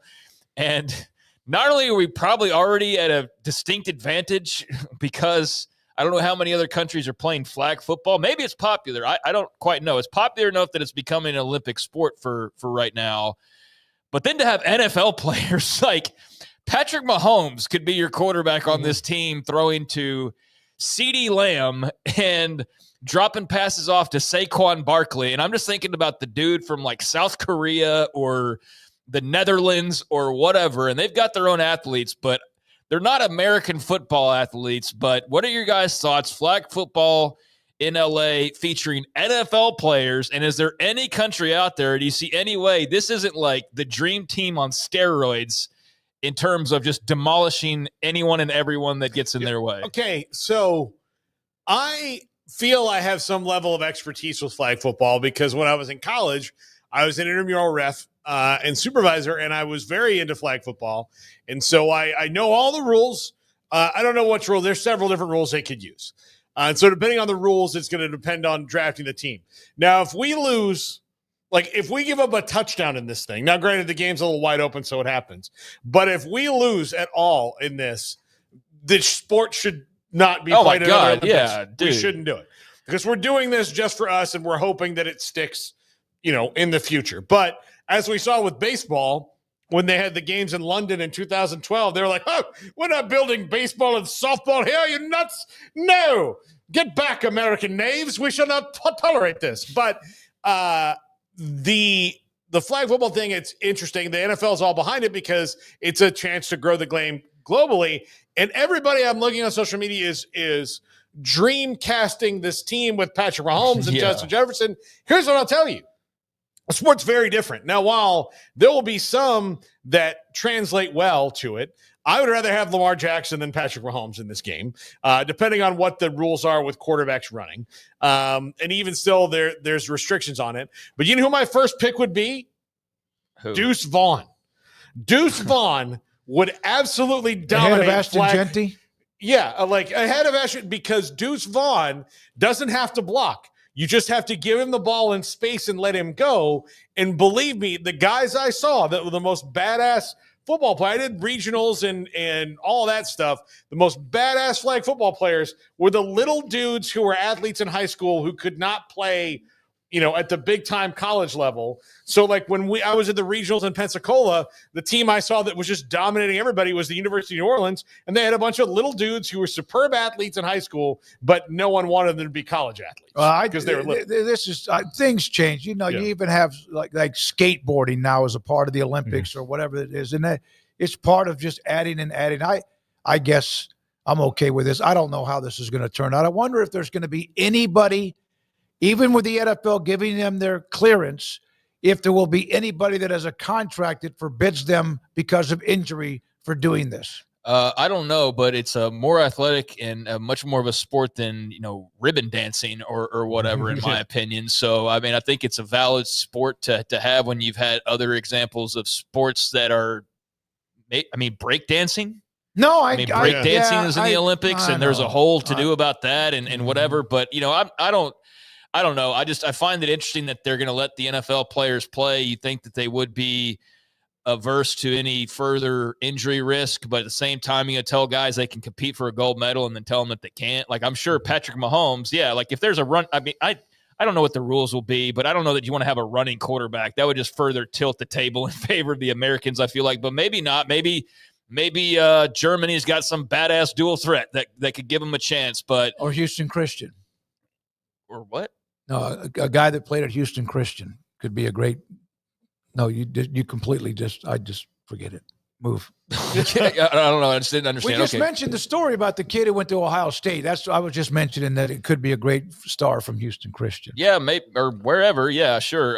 But yeah, I think it's a cool idea, and they're going to have NFL players taking part, and so there are some rules that are in place as far as the NFLPA and the Olympics and sort of they're going to iron that out. I don't think that's of much like major interest at this point, but there's going to be insurance policies and all sorts of things so that there's no stone unturned and nobody's risking anything too substantial other than just, hey, I'm going to trot out there and try to win a gold medal for the U.S. or for Houston Christian or for whoever you want to go and represent. Break dancing, apparently, according to Barry Crawford, is out. There was a one-time deal. Yeah, there was a big controversy with that too in Australia. The representative there and how that all happened. It's a whole big messy thing. But yeah, I thought that was ridiculous. So I'm definitely not rolling my eyes at flag football after breakdancing's Olympic participation. I will say this: to win an Olympic gold medal for your country is like you have the Super Bowl, the Lombardi Award, etc. But to win a gold medal representing your country, I don't know if anything beats that. I'm not saying financially or whatever. So that might be where some guys would never have had that chance before. You'll be interested to see. I'll be interested to see who wants to be a part of this and how they're going to go about it. Tyreek Hill, Turpin, Deuce Vaughn, and Ashton Genty on your team. Yeah, and then Patrick Mahomes or Lamar Jackson throwing to him, and I mean, you could have a lot of fun with trying to create a team of who would be the best at flag football, especially people that know the game and its style a little bit better. Of like, oh well, this is why Ashton Genty wouldn't actually be that good compared to Deuce Vaughn or somebody along those lines. So I'm sure that conversation's being had somewhere, and if our chat room's doing that, that's great too. So yeah, throw your ideas out there for the team, but. Of course, my mind immediately went to Patrick Mahomes in a flag football setting. I think he could probably tear some countries up like he tears most of the teams up in the NFL already. But yeah, I mean, there's a plethora of possibilities, and I'm sure there's a lot of excitement with NFL guys who now feel like, hey, I could go win an Olympic gold medal potentially. So I think there'll probably be a pretty heated competition to see who gets on the team and who gets left off. So that was one thing that was in the works and being talked about at meetings was the flag football Olympics story. Now, meanwhile, there's stuff with the actual game and in season that are of topic and of note that are also being discussed and are going to be voted on, but are not yet voted on. And there are 3 particular topics, and I'll just start in order from alphabetically. The onside kick. Remember, there was already some tweaking of the onside kick here lately, and going to the degree of letting the other team know that you're going to onside kick, which I just felt like was absolutely ridiculous from the get-go, because the whole point of the onside kick is the surprise element of the onside kick. But no, we're going to let you know ahead of time, like, hey, there's an onside kick coming. So that they've already been tweaking the onside kick rules, but now they need to tweak them further, because guess what happened, guys? The percentage of successful onside kicks went down dramatically. I can't imagine why. I don't know how that happened. Yeah. But apparently that was enough of a bother for them that they now need to reanalyze. So they would adjust the onside kick rules, allowing teams to declare an onside attempt at any point in the game while trailing, not just in the fourth quarter. So there was always a surprise element if you did it early, but just teams very rarely, if ever, did that, and you're mostly utilizing it at the end of the game because you need to get the ball back. So now you would adjust the onside kick rules, allow teams to declare an onside at any point while trailing, not just in the fourth quarter. Additionally, according to Tom Pelissero, teams would be permitted to line up 1 yard closer to the receiving team. So there's a little bit more chaos and traffic, I guess, ongoing. And so the goal, it says, is to improve the success rate, which was 6% last season. So there you go. It feels like something they tweaked that was totally unnecessary, and they made it way too complicated and kind of foolish, and now they're trying to undo it, but also keep it sort of what it was. And so what do you guys think about tweaking more onside kick rules? Yeah, let's figure it out to where it's surprising and fun and works. I mean, if you're going to do it, it needs to be a play that has a better than 6% success rate. Also, telling anybody in football you're going to run a play, hey, we're going to pass the ball. I mean, that's like the signal chat, right? Like, right. You don't want to do that. Like, don't give them any idea that you're coming. What was the success rate prior, Craig? Did you have that? I don't have the number. Like 11% or whatever? There's only 2 times you do an onside kick. When you have to get the ball back because you're losing and you're running out of time, or it's just a stunning, shocking surprise. Like, who was the Sean Super Payton Bowl? in the Super Bowl. Super Bowl. That's exactly right. Yep. Yeah. And I think again, all the kickoff rules are changing because of collisions, whatever. Is collisions are in an onside kick. But oh boy. Yeah, so that is one of them. And so, again, you have to be trailing, but you can declare it at other points in the game and not just in the fourth quarter. So that was one of the things that was coming out of this, and we'll see what they decide to ultimately do there. Second topic, the seeding of the playoffs, as this has been a topic in college football. So, hey, it's not always college football following the NFL or trying to become more like the NFL. Sometimes the NFL also has its own things to analyze, obviously, and there's been so much debate about the college football playoff last year and the seeding of that, and which teams should be ahead of which teams based on what criteria. Well, the NFL and their rules committee are looking at a playoff seeding proposal from the Detroit Lions, that would rank, if passed, teams solely based on regular season records. Each conference would send a total of 7 teams to the postseason, 4 division winners, 3 wildcard teams, which are the non-division winners with the best remaining records, blah, blah, blah. It's if teams finish with identical records, tie games are factored in as half a win and half a loss, and it would be possible for all 3 wildcard spots to come from a single division. So it goes on more and more as far as the dirty details of this all, but you for or against seeding teams in the playoffs solely based on regular season record. The big pushback that I see, much like with college football, is winning your division should mean something, right? Mm-hmm. And just like winning your conference should still mean something. So the thought is, if you do this, then maybe it waters down the importance of winning your division, because now you're not guaranteed anything. You're just going to be seeded. So if you were the worst record, but you won the East, you're going to be down at the bottom as opposed to being up higher because you won your division. So any thoughts on this proposal from the Detroit Lions? If college and pro have the same ethos when it comes to seeding the playoffs, I'm fine with that, of straight seeding. Will it make it better? I don't know. Like, there's not as much difference between the 2nd seed and 7th seed in the pros as there is in college, right? Most times. So I don't know how much of a difference it really makes. I'm fine either way, because there's. Well, listen, this is from the debate that people say these 2 teams aren't very good. All of that is cyclical. They're trash. That division sucks. Cyclical. They shouldn't be a 3 seed. The NFC East forever could have had 3 teams each year win the Super Bowl. And then there's a decade or so when they probably had nobody that was good enough to win the Super Bowl. It's cyclical, and they change these things up for that.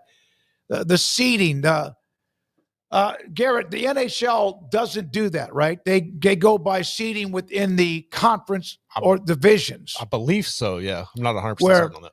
Like, to win, it should mean something to win a conference title or a division title, no matter what sport or professional level or college level we're talking about. And they're taking that more and more away.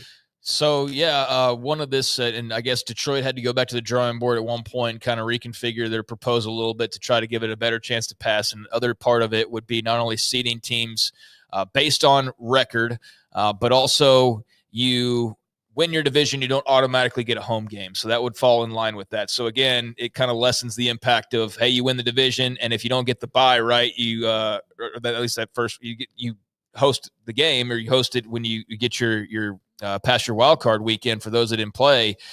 So now, I guess for that first weekend, you would not have that automatic home game the way that this is set up, or I guess not even.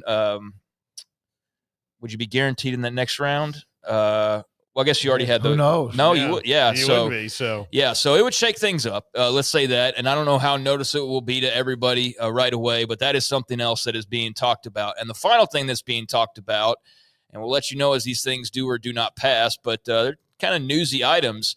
The Packers have submitted a revised proposal to ban the tush push, and it is going to be voted on. And I was reading a couple articles and listening to a conversation earlier, and there's a sentiment that this might actually pass now because of the tweaking of it. And I guess just as the conversation has continued on, and one part of it would be that if you are the running back, for example, you can't, or the fullback, you can't be in the backfield pushing your quarterback and doing all that. Like your O-line can do what they do, right? But you can't have Saquon Barkley behind you, or whoever it is, shoving you further from behind. Those guys, I think the intent would be like, you can't have your hands on the ball carrier, basically, is how I read it and understood it. So they want to amend the rule proposal, Rule 12, Section 1, Article 4, said assisting the runner in interlocking interference. No offensive player may A, push or pull a runner in any direction at any time or lift him to his feet. B, use interlocking interference by grasping a teammate or by using hands or arms to encircle the body of a teammate in an effort to block opponent. Or C, push or throw his body against a teammate to aid him in an attempt to obstruct an opponent or to recover a loose ball. So it's a little bit deeper. And also you cannot assist the runner except by individually blocking opponents. So that would be another one with the tush push there. So what do you guys think? The tush push, yay or nay? I think if you can do it, I think I think people are just jealous because they know how to do it well. And they have a quarterback who can bench press a truck. But they But leg press. They made the adjustment to make it not just about the Eagles, which was right. That was what they had to do to get it passed, which is, if Saquon Barkley gets to the 4-yard line and then Cam Jurgens comes up behind him and pushes him, that's the same penalty as the tush push. Mm-hmm. So it's not just about Jalen Hurts and the guys behind him pushing him. It's about Saquon Barkley in the open field doing a similar thing with an offensive lineman. That's the language as it reads right now. So I would think that's going to get passed. And that's why it broadens it. And that's why, it's now kind of a change in the atmosphere of it might actually go forward. And if you're the Eagles, you could still have a version of it. It just won't be quite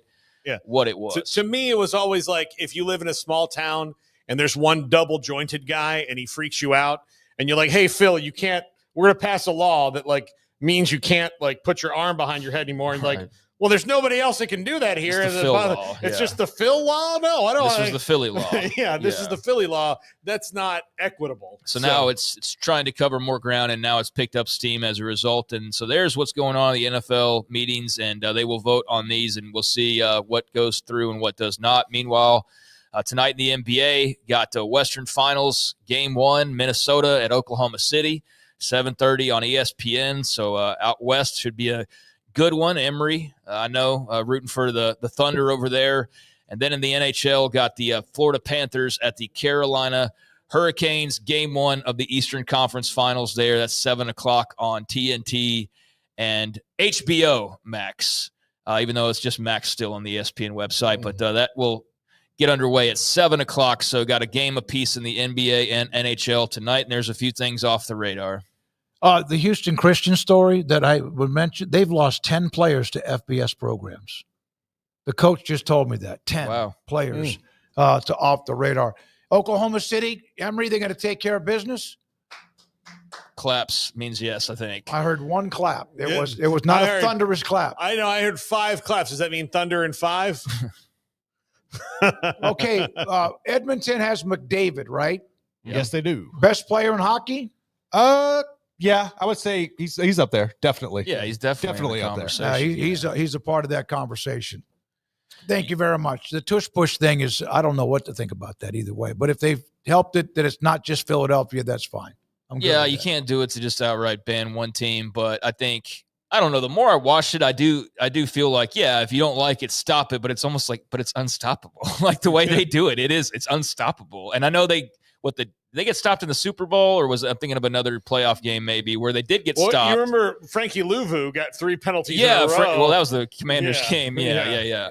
So, I mean, there's been instances, I think, outside of that one, because that clearly was drawing flags. But I don't know. I'm kind of for it, I think. But I can imagine if you're an Eagles fan, you probably feel like there's a target on your back, and that comes with the territory of being the champs. I'm mad because I just had to advocate for the Philadelphia Eagles. Yeah, and I'm sure. Yeah. As soon as I get home, I will be taking the longest shower of my life. Yeah, well, I don't. Like at the end of the crying game. It just. Yeah. Yeah. All right, Craig, thank you very much. When we come back, he's the head track and field coach at Texas Tech. They just swept the Big 12 championships. He's won a couple of national titles with the men in track and field. Wes Kitley, he's next. This is 365 Sports. Marco's Pizza, the fastest growing pizza brand in America. Marco's Pizza online, marcos.com, where you can find numerous discounts through codes that you can use if you order online, whether it's pizza, salad, sandwiches, or a lot more, even some sweets and desserts. Marco's Pizza with 5 locations in the Waco area, in Belmead, in Hewitt, China Spring, Woodway, and Robinson.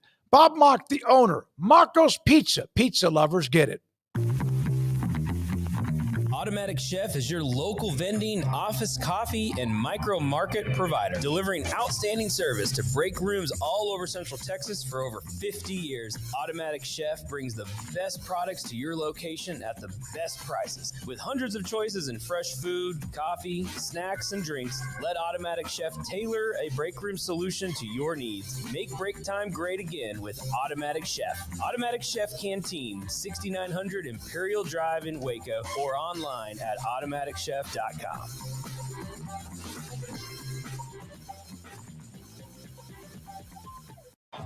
Baylor alumni are more than 160,000 strong. When we all join hands to support our university, we don't just move the needle, we move mountains. Working together, we create life-changing opportunities for students on the field, in the classroom, in the laboratory, and in life for generations to come. So get connected, get involved, learn how at baylor.edu/alumni. There are 26 letters in the alphabet, over 600,000 words in the dictionary, and just 3 of them said together can change everything. Let's order pizza. Those 3 words lead to dough made from scratch and 3 fresh signature cheeses that blanket golden crust in a heavenly melt on Marco's Pizza that'll blow your mind. So visit marcos.com to order and stop by Marco's Pizza in Belmead, China Spring, Woodway, and in Robinson. Marco's. Pizza lovers get it.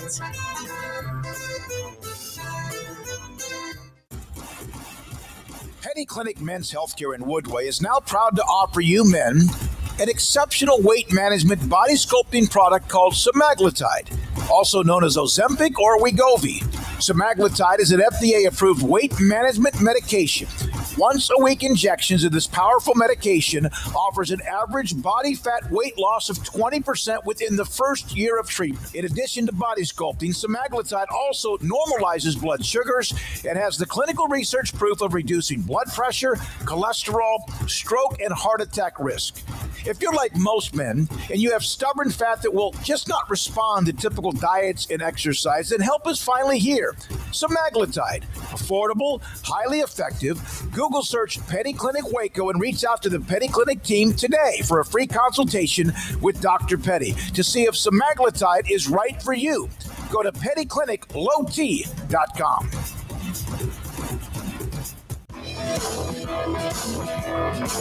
This is 365 Sports. Enjoying the show? Hit the like button and subscribe. Texas Tech men and women won the Big 12 track and field championships over the weekend, and they keep on adding to a large cabinet filled with trophies and much more. And the great coach, Hall of Famer Wes Kitley, joins us on 365 Sports. Coach, thank you very much for your time. You have been a part of so many championships, conference championships, national titles, and so much more. When was track and field in your blood? Well, thanks for having me. It's a great honor to be with you guys. I think, I was raised in the big city of Rule, Texas, and my granddad was the sheriff in Rule. And he took me up to the track when I was 6 years old. And I saw the men's track team working out. And I saw them pop the trunk on their car and pull out these spikes. And I thought I'd died and gone to heaven when I saw them put those things on. And they let me jog with them. And I just kind of got hooked when I was about 6 years old. So, I mean, cardio has never been a problem with you, right? Is that something from when you were younger, you just always ran? Well, that's about right. And I was raised 12 miles out in the country, out in the boondocks. So we did a lot of running on those dirt roads. When did you first realize that you could yourself individually be successful running track? I think you ran the 800 meters, might have been your specialty. Was there a moment when you were very young, not just when you learned and fell in love with it, but when you actually had success? Yeah, I think the turning point for me was my freshman year in high school. My dad held the state record, or the high school record for 22 years in the district until Art Browse broke it. And Art Browse was my teammate. But on my freshman year in 1974, I got to make the mile relay with my brother, Art Browse, and Tommy Cornelius. And they were seniors and I was a freshman. And we won the state championship that year. And it turned everything for me. Like, man, I fell in love with it. How much have you always had, and you hear about football, the high school football in Texas, and how track and field's off-season for football is a huge deal to be a part of. How many times have football coaches come up to you and said, "When we need you to help us out"? Oh, a lot. And I love it. Kingsbury kind of started it here, even at college, and then Joey's just awesome about it and helped them recruit. And of course, my philosophy is at Rule we had football, basketball, and track, and you did them all three. And you didn't play football if you didn't run track. And I think it makes a big difference if kids are well rounded. Coach, how much of an energy and just positive vibe is floating around Lubbock, Texas? I mean, you've been winning titles for a long time and continue to do that, obviously. But mentioned Joey, and I just hear "Let's go" in my head every time his name gets brought up. Grant McCaslin signing a new extension, softball winning the Big 12. Can you describe, and as somebody that's been there for a very long time, what it feels like in the LBK at the moment? Yeah, it's pretty exciting, I'll tell you. I mean, I've never seen anything like it in my 26 years. I've been here a long time. I'm the old veteran. And, it's Joey brings a lot of excitement no matter what. But I think when as you know, with the NIL and what they've done, and especially y'all had both the McCaslin and him at Baylor, two superhuman beings and bring a lot of energy and are just great coaches. But, I've never seen anything like it. And then the softball deal this year, they brought in the big NIL for our pitcher. And so it's just been the buzz, and we've been fortunate to win a few in track and field. And so, there's a lot of excitement. I can tell you that. Coach, what are your thoughts as we move into this, whatever next phase is in college athletics, as they await the House settlement versus the NCAA, and how it might or will affect track and field? Well, I'm always a positive person, but I'm a little more concerned now. What's going to happen for the very first time is, in men's track, you have 12.6 scholarships. In women, you have 18. And you're about to see, in a sense, the powers. They can now go to 35 men's scholarships or in 45 in the women. If you do that. And, of course, a lot of schools, including us, we're not going to do that. So I think you're going to, for the first time ever in the future, have people with 12 scholarships and some with 35, some with 18 scholarships on the women and with some with 45. So it's going to be the most uneven that it's ever been. And I think in our sport, without the big NIL and those type things, it's been pretty even, and it's a true championship. Everybody's got 12 scholarships in the men. Everybody had 18 in the women. And, if you make a mistake or two with the Texas Tech, you don't have a chance to build a program here. And so that's my worry. The other side of me is I got to figure it out, and Coach, is coaching college athletes the same now, or is it drastically different with the influx of all of the changes? You're teaching the same things, right? But is there more time now spent in other areas for you? Is it pretty much like it's always been? Just how have changes outside affecting the sport maybe affected or not affected you as a coach?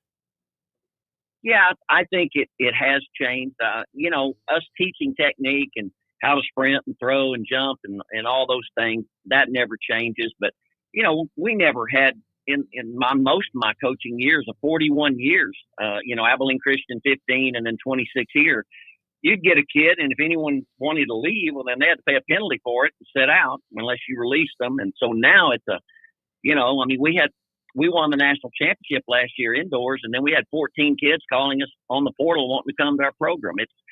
It's just unbelievable. Some grad transfers, some younger. So, we used to take kids and coach them for 4 years, develop them, and now there's just to stay up. I've got to use the portal, and I've got to get the best kids to get on there. Florida or Texas A&M or Texas, or somebody's going to get them. So you won national titles at Abilene Christian, and you won a chunk of them. What was it like when you broke through in 19 and then last year in men to win the national title? Well, I can't tell you that 19 was I always thought Texas Tech was a gold mine when I was at Abilene Christian, and I was beating them when I was at Abilene, and I couldn't understand why. But, I'm a West Texas guy. I love this area, and I always thought this was a great place to build a program. And so for me, it was the ultimate. It took me 20 years, to win a national championship here. And it took me 5 to win the first Big 12 championship. But 19 was just the ultimate for me because it was in Texas at the Longhorn Stadium, and there was no other place I'd rather beat somebody than there. To have won a national title indoor, outdoor, for somebody that doesn't know any better, is there a drastic difference? Is one more difficult than the other? Very good question. Indoors, it's a different thing, and I have a beautiful facility that Texas Tech gave me, and so I'm so thankful of that. But you have 5 or 6 weeks to qualify for nationals, and it's all on time, and they only take 16 people per event. So you've got a very rushed January and February, and you either make it or you don't, with a Big 12 championship in at the end there too. Outdoors, it's a regional system where you just got to be one of the top 48 people in the West region we are in, and there's an East region, and then you get to go to A&M like we're going this next week. So there's not as much pressure for me outdoors as to get the kids ready. I have more time. Indoors, I have no time, and it's just go, and you're lucky or you're not. This segment with Wes Kitley, track and field coach at Texas Tech, brought to you by North Star Funding Partners. We appreciate their support. So how do you manage the legs, the bodies as the season progresses? Let's go outdoors, since that's what we're currently discussing after you swept them, the Big 12 over the weekend. How do you, as you lead into the next level, keep them fresh but also make sure they're sharp? Man, that's another great question. It takes its toll. We've been working out since September. We've started racing, throwing, jumping in January, and to keep kids healthy all year long, I mean, it's our greatest challenge. And I got 2 hurt at the Big 12 meet this past weekend. I'm hopeful it's not anything that won't keep them out this week, but it's just very hard when they're on the sprint relay, they're on the mile relay, they're in 2 other events, and you do that during the year. We try to pace them out, and we try to periodize the year to where you are fresher at the end. And we do that. We don't run them maybe quite as much and not run every meet. I think it's also in our sport what hurts. We go to meets and don't score.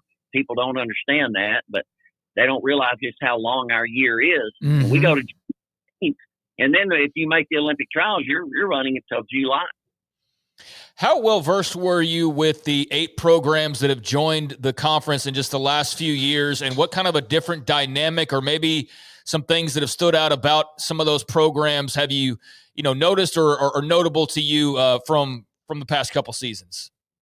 Yeah, I think it's a little bit easier maybe for me in track and field, and maybe like tennis and golf and those things, because we were running these people all along. Mm-hmm. In football and basketball and those things, we weren't playing them. But I think it really makes a difference. We had to go to the West region and run Arizona State, Colorado, all the people that are the new ones that are coming in, Utah women, those people. So I knew a lot about them. I've been doing this forever. One of my former assistants is the coach at Arizona State. And Fred Harvey at Arizona, we coached against each other at Division II, and he was at Cal Poly and me at Abilene. And so I've been around a long time and pretty well know the program. So I think it was a little easier. And they add a lot. What's changed is we had 12 schools, and now you got 16. Mm-hmm. Wow, the quality, you can't have an average kid now. Mike used to have a kid, develop them, and they could get 7th or 8th, and you're so proud of them and move on. But now you got to get a better kid right off the bat, because it takes more to score now because of 16 teams. So you have a son in Zach, who's now at Florida, coaching in Florida. He was at Tech. You saw him every day because he was on the campus. Now he's at Florida Atlantic. His journey from being a part of Tech, going to Tech, and where he's been and where he is now, and watching your son as he climbs this ladder of coaching. Yeah, I'm so proud of him. He started off helping me being a manager on the team. And then he walked in my office one day sheepishly and said, "Hey, Dad," he kind of had his head down, "I want to be a football coach." And I said, "You do?" And he said, "Yeah." And I said, "Well, I want you to go over there and see Sonny Cumbie and Cliff Kingsbury, and you tell them that you want to volunteer." And I knew Cliff got up about 5 in the morning every morning, and they would have him up there early. And he was either going to love it or hate it. And after one semester, Cliff called me and said, "Kitley, this kid is mine. I'm putting him in the quarterback." And so that's where it all started. And he's just loved it. And he got all crazy when Kingsbury was throwing that ball around, and he decided, man, this is what I want to do. And then having Patrick and Davis Webb and even Baker Mayfield, he was always in the room with them when Cliff couldn't be. And so I think that's where it all started for Zach. You have a resume. You're good. Well, I can't remember exactly when you were inducted into the U.S. Track Hall of Fame. What did, besides the obvious, what did that mean to you? And obviously validated what you've accomplished. Yeah, thank you for asking that. No, that was kind of the thing. That's your peers that picked that, and it meant a lot, and it continues to. Any Hall of Fame, I'm in a few of them, and they all mean a lot. But that one really meant a lot because it got picked by all my peers, and I've been in both divisions, Division II and Division I, and so I knew all those guys for all those years. And I got to have Zach and his family, and my other two boys and theirs, and my wife, and so it was fun. It was really neat. Can you tell the story when what was it? Gerald Myers, I think, was the AD at the time. And you applied for the job at Tech when you were at Abilene Christian, and that story about what they offered, and what were you walking out the door and things, the offer changed? Man, I shouldn't have told that story. I didn't know it was getting. Yeah, Gerald had called me. I'd won 4 national championships at Abilene in '99, and it was like August 15th, and I had gotten the Tech job had come open that late. I mean, we're starting. Zach's going to start school, kindergarten almost in Abilene. But anyway, I got the call and to come on a visit. So I brought my wife, and we were here for the 2 days. They were recruiting us and taking us to dinner and showing us around. And then I had my last closing with Gerald, and he offered me the job. Well, I was making 30-something thousand at Abilene, and the job was advertised here for 65. So I thought, my goodness, that's enormous. And I was going to take it, but I just wanted to respect my wife, and she was in the hotel room. I said, Coach, I will be right back. I'm gonna go talk to Linda, and then I'll get right back with you. Well, I started walking, and he started walking me to the car in the parking lot, and Gerald thought I was walking away. And so I got about 20, 30 meters away, and he said, Wes, 80,000. And I turned and said, Coach, I will be right back. So, he had me at 65, but he didn't know it. You need to write a book about the art of negotiation after that. And you didn't even know you were doing that. Last thing, we had Clyde Hart, the great Hall of Famer at Baylor, the 400-meter, all the things that they've done. And he wrote there's a book out that Bryce Cherry wrote about him. What do guys like Clyde Hart mean to other legends like you and vice versa? Oh, they mean everything. I mean, I admired him for the whole time they were there, and Todd Harbor and him, just great people. But just what they did and what Coach Hart did to really, when I was a young coach, he coached for a long time and just set the standard for all of us younger coaches and gave us the dreams of being able to do that. I always wanted to have team championships, and so I think winning the Big 12 means something, and national championships, and so they just all motivated me to try to be better. Hey, Wes, great to have you on the show. Glad it worked out. Glad I contacted Duarte to set this up. We appreciate it. Congratulations on the conference title, sweeping them, and I know bigger fish to fry. We appreciate it. Good luck the rest of the spring and summer. Thanks so much. I sure enjoy watching y'all show, and I appreciate you guys. Thank you so much. Wes Kitley, the Hall of Fame track and field coach at Texas Tech, had a couple of super chats during the interview. Bobby B, great segment with Coach Kitley. Thank you, guys. And then also Kim Coulter, thank you, of course, with the segment on Texas Tech track and field. We appreciate the time. When we come back, we will hear from John McClain, the Hall of Fame columnist. Paul's top 5. Andrew's put up a couple of polls. We'll get the results on those. Garrett Ross, Emery Winter, and Andrew Valade running our mothership. Craig Smoak, Paul Catalina. I'm David Smoak. This is 365 Sports. Waco Custom Marketplace, your hometown grocery store. It is Memorial Day weekend. You're going to have to put something on the grill, right? You're going to have to put something on the smoker, right? You're going to have people around, maybe your backyard, around the pool, or wherever you might be. And they have hot links on sale today and through, by the way, Saturday. Whole chickens on sale. Select brisket on sale. Top sirloin steaks on sale. And also imported catfish fillets that are on sale at Waco Custom Marketplace, your hometown grocery store on Lake Air Drive in Waco. And I mentioned sirloin steak, but they have the ribeyes, bone in. And I walked in the other day. You go straight to the back where there's the butcher shop. To the left, you'll see a big lobster tank.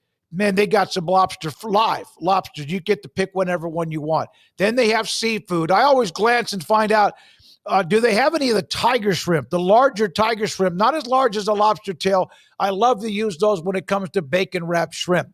And then you have the pork and the poultry. But in the back with the ground beef and much more, they've got the marble that they have on their steaks inside their butcher shop, inside the area that's refrigerated is fantastic. I call ahead. I do this probably 5 to 6 times a year, and I'll get in bulk 6 to 8 bone-in ribeyes or the boneless ribeyes, and I'll also get some of that really nice, the fillets too, the big, thick fillets that are cut about this thick. They do a great job. It's a hometown grocery store atmosphere with knickknacks and snacks and canned goods and fresh baked stuff at their bakery. Waco Custom Marketplace for Memorial Day and any weekend on Lake Air Drive in Waco. How did Edward Jones become one of the biggest financial service companies in the world? By not acting that way. Financial strategies, one-on-one advice, it's a big difference. And that's why Brad Wilson, your Edward Jones financial advisor, makes sense of investing. Experience the difference for yourself. Brad Wilson, 250 Sharon Drive in Woodway, 254-776-4337. Edward Jones, member SIPC. Pizza, burgers, and Bears football. There's no place around Waco that serves them all other than Bubba's 33. Come show your green and gold and enjoy some of Waco's best food and beverages while watching your favorite team, the Bears. When real Bears fans get hungry, Bubba's 33 is the #1 spot for ice-cold drinks, hand-stretched, stone-baked pizzas, and bacon-infused burgers. Join us for indoor or patio dining. Bubba's 33, Waco's restaurant and proud supporter of Baylor Bears football. Sick 'em, Bears.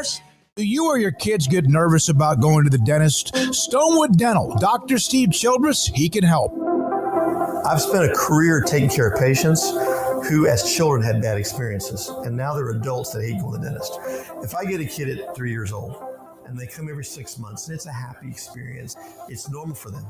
Now they have an accident at 6 or 7 or 8 at school. Now they have a broken tooth or a trauma, and they have to come here. They're used to lights, they're used to water in their mouth, they're used to experience, they already trust us. It's amazing what we can do with that kid without it being a negative thing.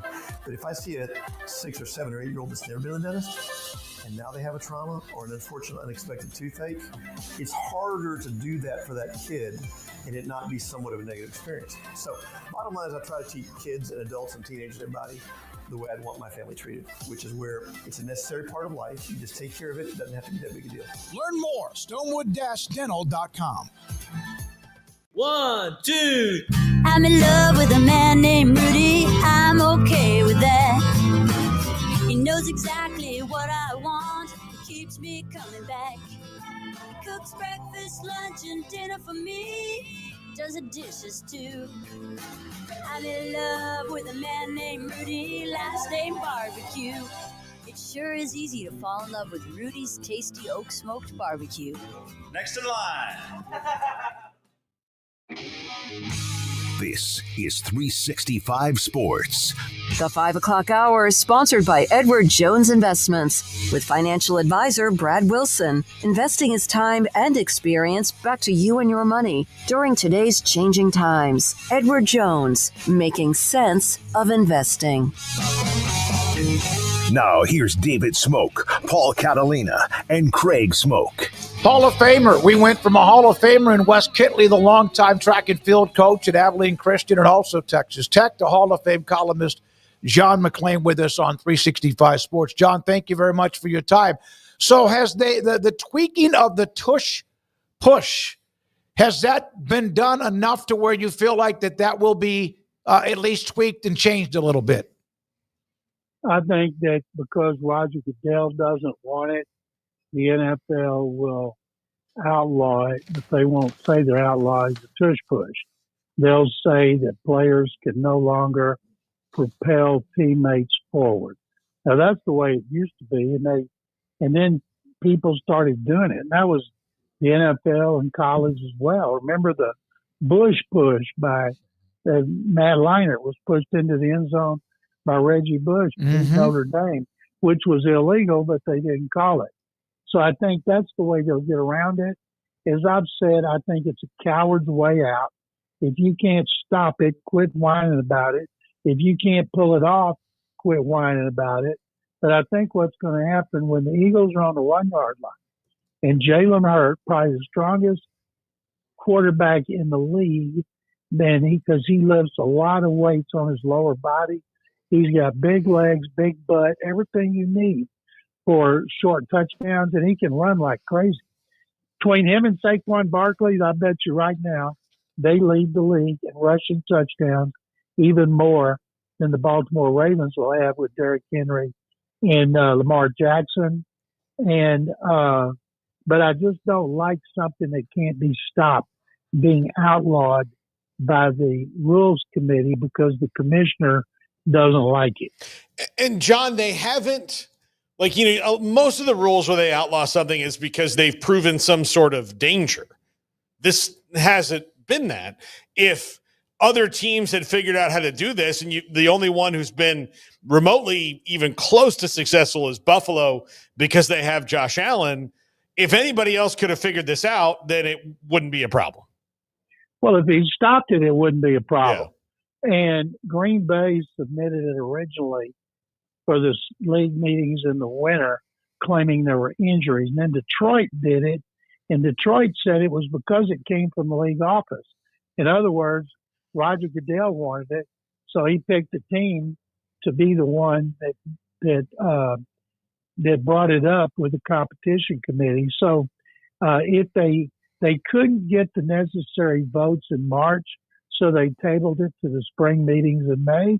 And if they can't get the necessary votes this time, they'll table it again. But I'm guessing they will get the necessary votes. And what they've done is given the defending Super Bowl champion extra motivation. John, a couple of the other proposals that are out there, they're looking at tweaking the onside kick rules. Again, that seems almost like, I don't know. I didn't really feel strongly about the need to change it to begin with, and now it's almost like you're changing it to I don't know. I don't know what they're accomplishing there. And then the playoff seeding, just your thought, any grand thoughts on either one of those, or feel strongly about either one of those, and just in general, those being a part of the topics there at meetings.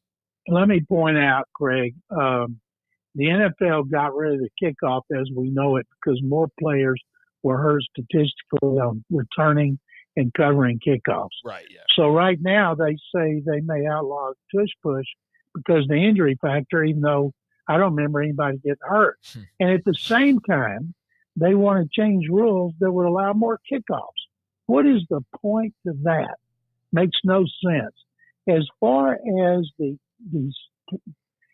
playoffs being reseeded, I guarantee you no coach likes it. Coaches want to host a division game, a playoff game if you win your division. Now, I'm for something like you can't win the division. You can't host a game via a losing record. Make you be the last seed, play on the road. And I don't like the fact Texans won the AFC South the last 2 years with 10-7 records. They won 2 playoff games over Cleveland and the Chargers in blowouts and lost at Baltimore and Kansas City in the divisional round. Well, if they were reseeded, they would host a playoff game. So if that's the case, they should not have to play a first-place schedule. If there's a wild card team like Minnesota that won 14 games but did not win NFC North, they get a home game, then they ought to have to play the first-place schedule. And since the schedule's already out, I doubt seriously they could do it for this season. It would have to be next season, but that's not fair to penalize a team that didn't get a home game but still had to play the first place schedule. John, whatever Washington has done, of course, with Harris and the ownership group, Magic Johnson, all of what they've done and what they had last year, As a lifelong Washington fan, your wife is, Craig is, and so is Garrett, we still wake up in the morning waiting for a meteor to hit us in the head. It did with RG3 and it did elsewhere. This seems to be something that is not built on like matchsticks or toothpicks or whatever. It seems to be like built over a large, nice set foundation. How did that change so quickly? Well, you had new owners. You got rid of one of the worst owners in the history of sports at any level. And then you were terrible, and you made a smart pick on a quarterback. You got a head coach that everybody liked. You weakened the division rival to get that head coach. Dan Quinn, the players coach, went to the Super Bowl in Atlanta and committed the biggest choke job in Super Bowl history. And a big part of that was Kyle Shanahan calling the plays for the Falcons. Otherwise, he might still be the coach of the Falcons. And they already had several good players, but they've made really good personnel decisions. And people are all fired up about the Commanders. And a lot of people want them to change their name back to the Redskins. That's not going to happen. You know, they're getting approval to build their new stadium on the site of RFK Stadium where they had their Super Bowl season. So they are built to last. But as you know, Jaden Daniels gets hurt, all of a sudden, boom, everything changes, and it can happen. Garrett, cut him off. Maybe they will. Maybe Jaden Daniels will decide he wants to try out to be the flag football representative from the Commanders, and he goes to flag football and blows out his ACL. What? I am so against this. I can't tell you how much. Remember 2 years ago, the World Baseball Classic? Oh, yeah. In which it was exciting. It was fun. I was riveted. But Edwin Diaz, the best reliever in baseball, blew out his knee in a celebration. Jose Altuve got hit in the hand, broke his hand, and he had to miss the first 2 months of the season. Wait till the couple of players blow out their knees, and then people are going to be, oh, my God, why did they let them do it? Things they got to worry about. If a player participates in that, and they have it in their contracts, you can't snow ski, you can't water ski, you can't climb mountains. Yeah. There's all kind of things they can't do. And yet, if they try to put in there, you can't play flag football at the Olympics, Roger Goodell will go crazy. And I think if a player suffers an injury, season-ending injury, that team should not have to pay him. The NFL should have to play him because there's not an owner, a coach, or general manager wants their players. Get them from the UFL. Get the recently retired players. Go find college players that'll do it. Don't take the best players that the NFL has to offer. Maybe it'll be a guy on the end of the bench that represents each team, but boy, you can't have a star player get hurt in that situation. ATVs is another thing in the contract. You can't ride. You're not supposed to be riding on ATVs. John, I also think that it's, sometimes the skill sets are different for flag football. That's sometimes like there's a lot of different things it's a different game altogether. Plus a lot of the guys, I like that you're saying star players because this is 3 years from now and this is the NFL. Those who we think would be perfect for it now, 3 years from now, may not be anymore. And I would think that this would be a better opportunity just to get, somebody that is on the fringes an opportunity as opposed to, letting Tyreek Hill or Justin Jefferson go try and win a gold medal. Well, in a perfect world, but if Justin Jefferson, that's his lifelong dream to win a gold medal playing flag football, and he's good enough to be on the team, they're not going to say, you can't do it. The union would have a fit, but there's a lot of things that are going to happen before they can do it. And of course, they have plenty of time to do it, but I still say recently retired players from the UFL and college players more so than NFL players. Right now, it's going to be one player from each team, and then they'd have cuts because you don't need 32. And they may not make the team anyway. There may be college teams that are better. There may be UFL players who are better, retired players. It is fascinating. It's creating a lot of attention, and I'd be all for it except for the injury factors because injuries can just derail a franchise overnight. And whether it's Washington, Dallas, Philadelphia, Houston, every time somebody's got the ball, you hold your breath, like RG3. One of the greatest seasons for a rookie quarterback in history. Then he blew out his ankle. Then he tried to come back too soon. He was never the same. By the way, RG3's involved in a little controversy. No kidding. Good gosh. And you could Google Ryan Clark versus RG3 and read all about it. It's just amazing. Yeah, you can, John. That's been all over the place and very messy. We'll see where that ends up for both men on the other side of it. But, yeah, definitely can kill some time reading through all that. I did want to ask you, and I apologize if I can't remember when the news exactly broke, but we do have, a Big 12 audience, and Brock Purdy, proud Iowa State Cyclone, gets the big contract extension with San Francisco. I'm not sure, how many options there were and this and that, and the money's kind of, determined in some ways already. But the story of Mr. Irrelevant to this new deal with San Francisco and millions upon millions in guaranteed money. Your thoughts on Brock Purdy and this next chapter and he and the 49ers? One of the all-time great stories, Greg. He didn't try to break the bank. He didn't win as much as Dak Prescott. I think I read counting time this year that he'll actually make like $47 million a year. So he's not going to the poorhouse. He has no trade clause. They can redo it in another 3 years. And so I think it's great for him, gives hope for every player out there. Shedeur Sanders, all he's got to do, he doesn't like being drafted where he was. Look at Brock Purdy. That's pretty good. That is a pretty good motivation for any quarterback who's not drafted in the first round to see what hard work, but it also had to do with who was coaching him and the talent he has around him. John, thank you, buddy. As always, thanks for your time. Thank you, guys. Second Bears. There you go. John McClain, Hall of Fame columnist, most every Tuesday at around 5:30. When we come back, Paul Catalina at his top fives. Andrew with the results to his polls that he puts out, one earlier and one mid-show, and we'll have the totals for that. We appreciate your time. If you have not hit the like or subscribe button, please do, and spread the word about 365 Sports. And the top five is coming up just around the corner.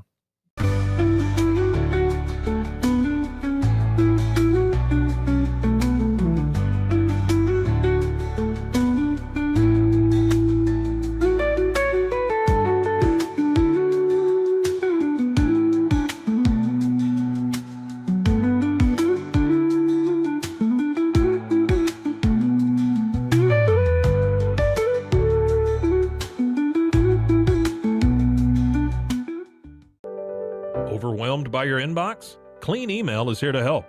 Organize, clean, and manage your emails with powerful automation tools. Say goodbye to spam and clutter and enjoy a stress-free inbox. Try Clean Email today at cleanemail.com. That's CLEAN email.com. Founded in 1910, Samsonite is the world leader in durable, high-quality luggage and travel accessories. Made to the highest standards, our products won't let you down. We give you the confidence to get out there and explore.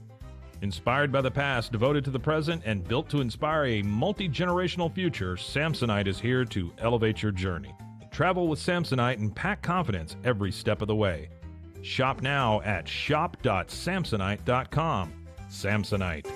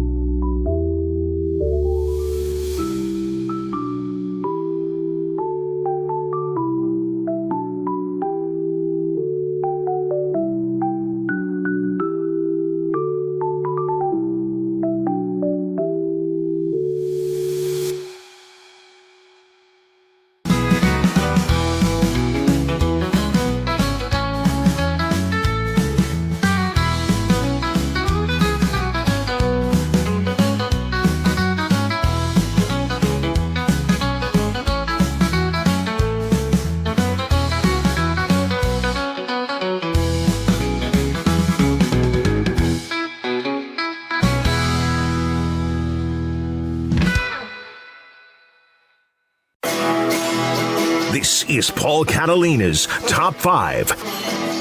Welcome back. This is the Top 5 presented by Flag and Anthem. Check out Flag and Anthem, link in the bio, and go to 365sportsdeals.com and find all the best deals from all of our clients, including Flag and Anthem, there. Yesterday I did the best jobs to have in college sports, the worst jobs to have in college sports today. Let's get into it. Number 5, judge. I feel really bad for any of these judges who have to constantly hear these cases that they know the plaintiffs are going to win. Now, look, it's their job and their civic duty as someone who is either elected or appointed to these positions. But it's still got to be hard. I mean, think about Claudia Wilkin. This lady just wants to retire and live a quiet life in Northern California. That's it. And she told the NCAA, hey, here's what I need you to do. And they went like 75% of the way there. And now she has to deal with it again. Instead of just going like, okay, well, here's what we'll do. And could have been over. Could have been done. But maybe they're there. But still, it's got to be stressful to have people that you tell, here's exactly what I want you to do. And then have them go, well, do kind of that. So it's frustrating to have to constantly hear this over and over and over again, especially knowing at this point, they've lost everything and they don't have much of a legal leg to stand on. Number 4, anyone who has to recruit. That's head coaches, which I know were on yesterday's list, assistant coaches, especially the assistant coaches, anybody in the GM's office, anybody who has to recruit now, because you really don't know where someone's heart is like you did before. Now, look, players getting money has been one of the best things to happen to college sports in spite of the way that it's come about.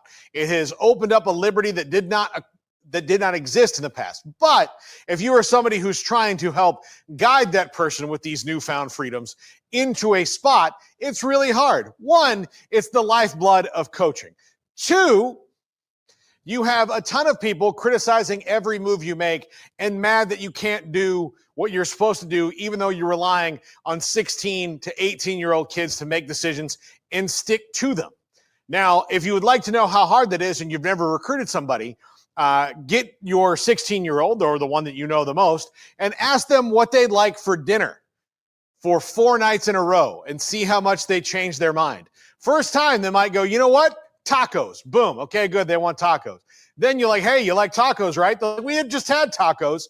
You're like, well, what do you want? Like, I don't know. Could be pizza. Could be cheeseburgers. I don't know. And then they're going to flip-flop and waffle. Ask them what you want to do this weekend. They're not going to know. They're not going to know. Hey, where do you want to spend the rest of your life? I don't know. Where do you want to go to college? I don't know. That's a tough thing to do. And then to convince them, especially with money on top of it, makes it even harder. Not to mention that there are whole groups of nerds called message board posters that criticize everything you do and then are creepy and weird and can find out things about you and yell at you at a Chili's. It's bizarre. It's a hard thing today. I don't envy anybody who has to do it. It's a tough gig. Number 3, and you had no idea what I had to go through to bring this to you. Number 3, compliance officer. What is your job? Like literally, what is your job? Maybe this is an easy job. I don't know. But like people are going to come and say like, hey, this guy did this. And then you're like, that's against the rules. And then you're going to go to court where the angry judge and the attorney and all these other people are, and you're going to say this is bad. And then you're going to try to do this. And then the suspension is going to get lifted. And then everything you did was for nothing. Also, you have to deal with people like the staff at the University of Michigan, which that didn't seem fun. I mean, like if I got into like compliance officiating, officering compliance, I would think that dealing with people like Jim Harbaugh, being standoffish, and look, having to have anybody explain to me what was Connor Stallion's deal would make me question why I took this job in the first place. Tough gig. Plus, you have to know a rule book that was like this thick. And then you had to memorize all that. Now, all that's moved. Like, what is your job? What's your life? It's tough. I feel genuinely bad for these people. Number 2, the NCAA president. Everybody comes to you for answers, and guess how many you have? 0. None. Zip. Nada. All right, what are we going to do? We're going to lobby Congress. Hey, Congress. Like, yeah. No, yeah, it's bad. Yeah. No, we got you. All right. Next thing. Hey, what are we going to do? Well, we got to go to Congress. Oh, yeah, we heard you the first time. We're on it. We move so fast up here. We're efficient. Hey, this is a stupid idea, and you're going to lose in court. We're doing it anyway. Onward and upward. Let's go. Oh, hey, we lost. What should we do? Keep fighting. We're going to make things back to the way they used to be. Well, you can't do that. Well, we're not going to move forward until they drag us like the inside of our fingernails. That's what we're going to do. That is a tough, terrible job, and I don't envy Charlie Baker at all. Of course, he had a terrible predecessor in Mark Emmert, but even still. And number 1, athletic director. Now, look, I could have picked one of any number of athletic directors to put this picture up, but I just decided to say, what's a stock image of athletic director? And this, for a job recruiting website, was what came up. This makes no sense. None. What athletic director does curls in one hand and holds their laptop in another? But I picked that photo, that ridiculous, stupid stock photo, to show you that this is probably what it feels like they're doing all the time. They are trying to, for some reason, do curls with the left hand and keep abreast of all the rules that are changing from underneath them with their right. It's a ridiculous job right now. It's very hard. And it's a ton of fundraising. You have to go and ask people for money over and over and over again. And then when that money doesn't pay off for some reason, like NIL, hey, we asked you to spend a bunch of money with the NIL collective. Yeah, our team wasn't very good, but you need to keep spending because eventually it'll be good. So you got to keep paying into this, even though the results may not be there. Or, you got to get them to donate to something that they're not going to ever see profit off of anyway. Even if the stadium is glorious and beautiful and wonderful and bears their name, that's only bragging rights and a tax write-off. So, again, you have to keep going and going and going until the well runs dry. It's really tough, not to mention dealing with all the rest of it. It's a very high-stress job, and the people who do it, whether their skill is high or low or not, I have respect for you because it has gotten tougher than you could ever possibly imagine. It's like they ask you to do surgery while teaching law school at the same time. It is very bizarre and very weird. You have too many things to do and too many things to worry about now, and there's no end in sight for you. That is going to do it for this top 5. Andrew Villad's 2 polls of the day are coming right now. I said right now. You're screaming. Yeah. Andrew doesn't like that. He's a very genteel young man. All right, Andrew, put him up. Here we go. Who's your playoff MVP? Gilgeous Alexander, 47%. He might win the regular season MVP. Of course, there's others in the mix. Anthony Edwards is an exciting, great-looking player. And then also there's Brunson, who the Mavericks once had him too. And then at number 6%, there's Pascal. So Pascal what? Siakam. Siakam. Siaka-Ika. Yeah, kind of played like offensive. Kind of like that. Yeah. But no, I've never liked. Where's Tyrese Halliburton in here? I've never liked the New York Knickerbockers. I've never cared for them, but I really do enjoy Jalen Brunson, and MSG gets rocking. It's been so much fun to watch, and I'm thrilled that we've got Knicks and Pacers like it's 1999 again. Yeah, Reggie Miller and Spike Lee. Yeah, Spike. Spike, I'm sure, will be at the game tomorrow. He's in Cannes right now at the film festival wearing Knicks colors. I'm sure he is. But he'll be back, I'm sure, tomorrow night for game 1 there at MSG. The Pacers are a fun watch too, but I think the real series is going to be SGA versus AE here, and that's going to be a blast. Craig? Yeah, I mean, I think you could put Halliburton on here. I don't know if that would have changed the Pacers' vote total that much, but maybe a little bit. But either way, I'm not surprised that the Pacers are last in this poll. I think, Shea obviously trying to do the double dip and win both the MVPs. He's a great player. He's a guy who is really controversial. I feel like sometimes when I see people talk about him, they think he's a flopper. Yeah, I mean, so controversial is maybe too hard of a word, right? But Emery, yeah, he has his detractors, whatever. But man, they're fun play. I mean, it's a fresh lineup at the very least. If you're an NBA watcher, it's not the same old. It's not LeBron again. It's not the same people. I feel like we've been watching. It's the new era. Yep. Fully taking over and new teams, and with that new comes a little bit of the old with Brunson and the Knicks, and I think that's cool. And for the TV executives, who screw them, but if you do take into account what they think, like, thank God the Knicks, as I mentioned yesterday, made this playoff, because alive. Look, the television executives have told the Midwest, which is we don't care about you, Indianapolis, Minnesota, and Oklahoma City for years. Unless it's Chicago. You guys really annoy us. And you hear that, and yet the most popular team in the NFL has not affected their ratings. But in the NBA and Major League Baseball, the Rangers' ratings were down a little bit the year they won it. But, having the Knicks in. I can't root for the Knicks. It's not quite the Lakers level, because the Lakers won a lot while I was growing up, while the Knicks were just like, tell me about how good they used to be all the time. And so like Nebraska football. I don't really have a feeling for them outside of it just being New York, and it's like the Yankees, of basketball. So, but I do want. I think any of these combinations would be a great series. So I'm just kind of going to watch, and I don't really have a hard rooting choice in the matter. Thanks for bringing up the Jalen Brunson. Also used to be a Maverick, so it's fun to think about. He went to Villanova. Cooper Flag went to Villanova, New Mexico, Kentucky, and Georgia, right? The colleges they played at? Mm-hmm. Yep. All right. You had to look up Pascal, though.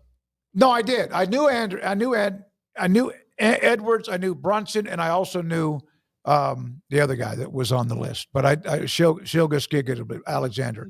All right. Who's your playoff MVP in the Stanley Cup Conference Finals? Oh, we got just two dudes going at it. Rantanen and Connor McDavid. 83 of the 100%. Wasn't Brad Marchand's dad like a prick, like a tough, hard-nosed, always fighting type of guy? Yeah.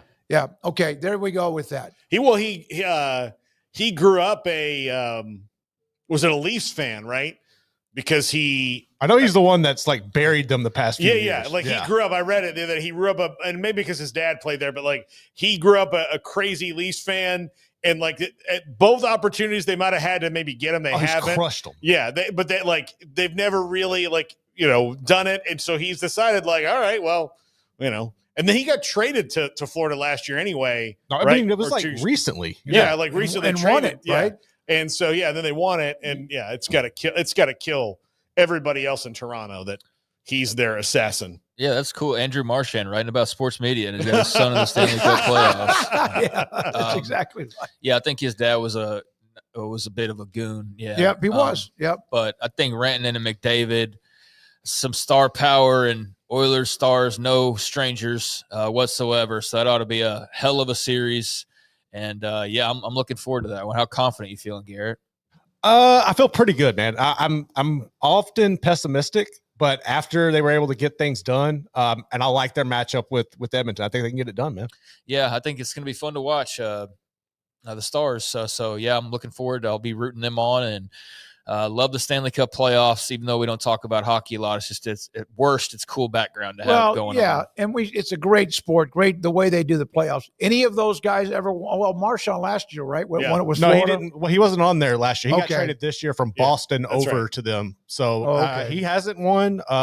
Mikko Rantanen won one with Colorado 2 years ago, I believe. Okay, so he's the only one that's got one. All right, there we go. Thank you, Andrew. Valade, the King Jiu-Jitsu, with what he does with the polls every day. We appreciate you putting them up and also monitoring the votes. Emery Winters working on 365 Sports tonight at 10:30 tonight of the CW. And Garrett, great stuff. Thank you very much, weaving through all the magic of what we have every day. Paul, send that video of me wearing that T-shirt. Yeah, I'll send it to them. They'll be thrilled. What'd you say? Pair of thieves. Pair of thieves. And then also, Craig, thank you so much, very much. I'm David Smoak. We appreciate you, everybody that watches us, however long it might be, every single day, and our great sponsors. We'll be back tomorrow at 3 o'clock right here, 365 Sports tonight. Have a great day.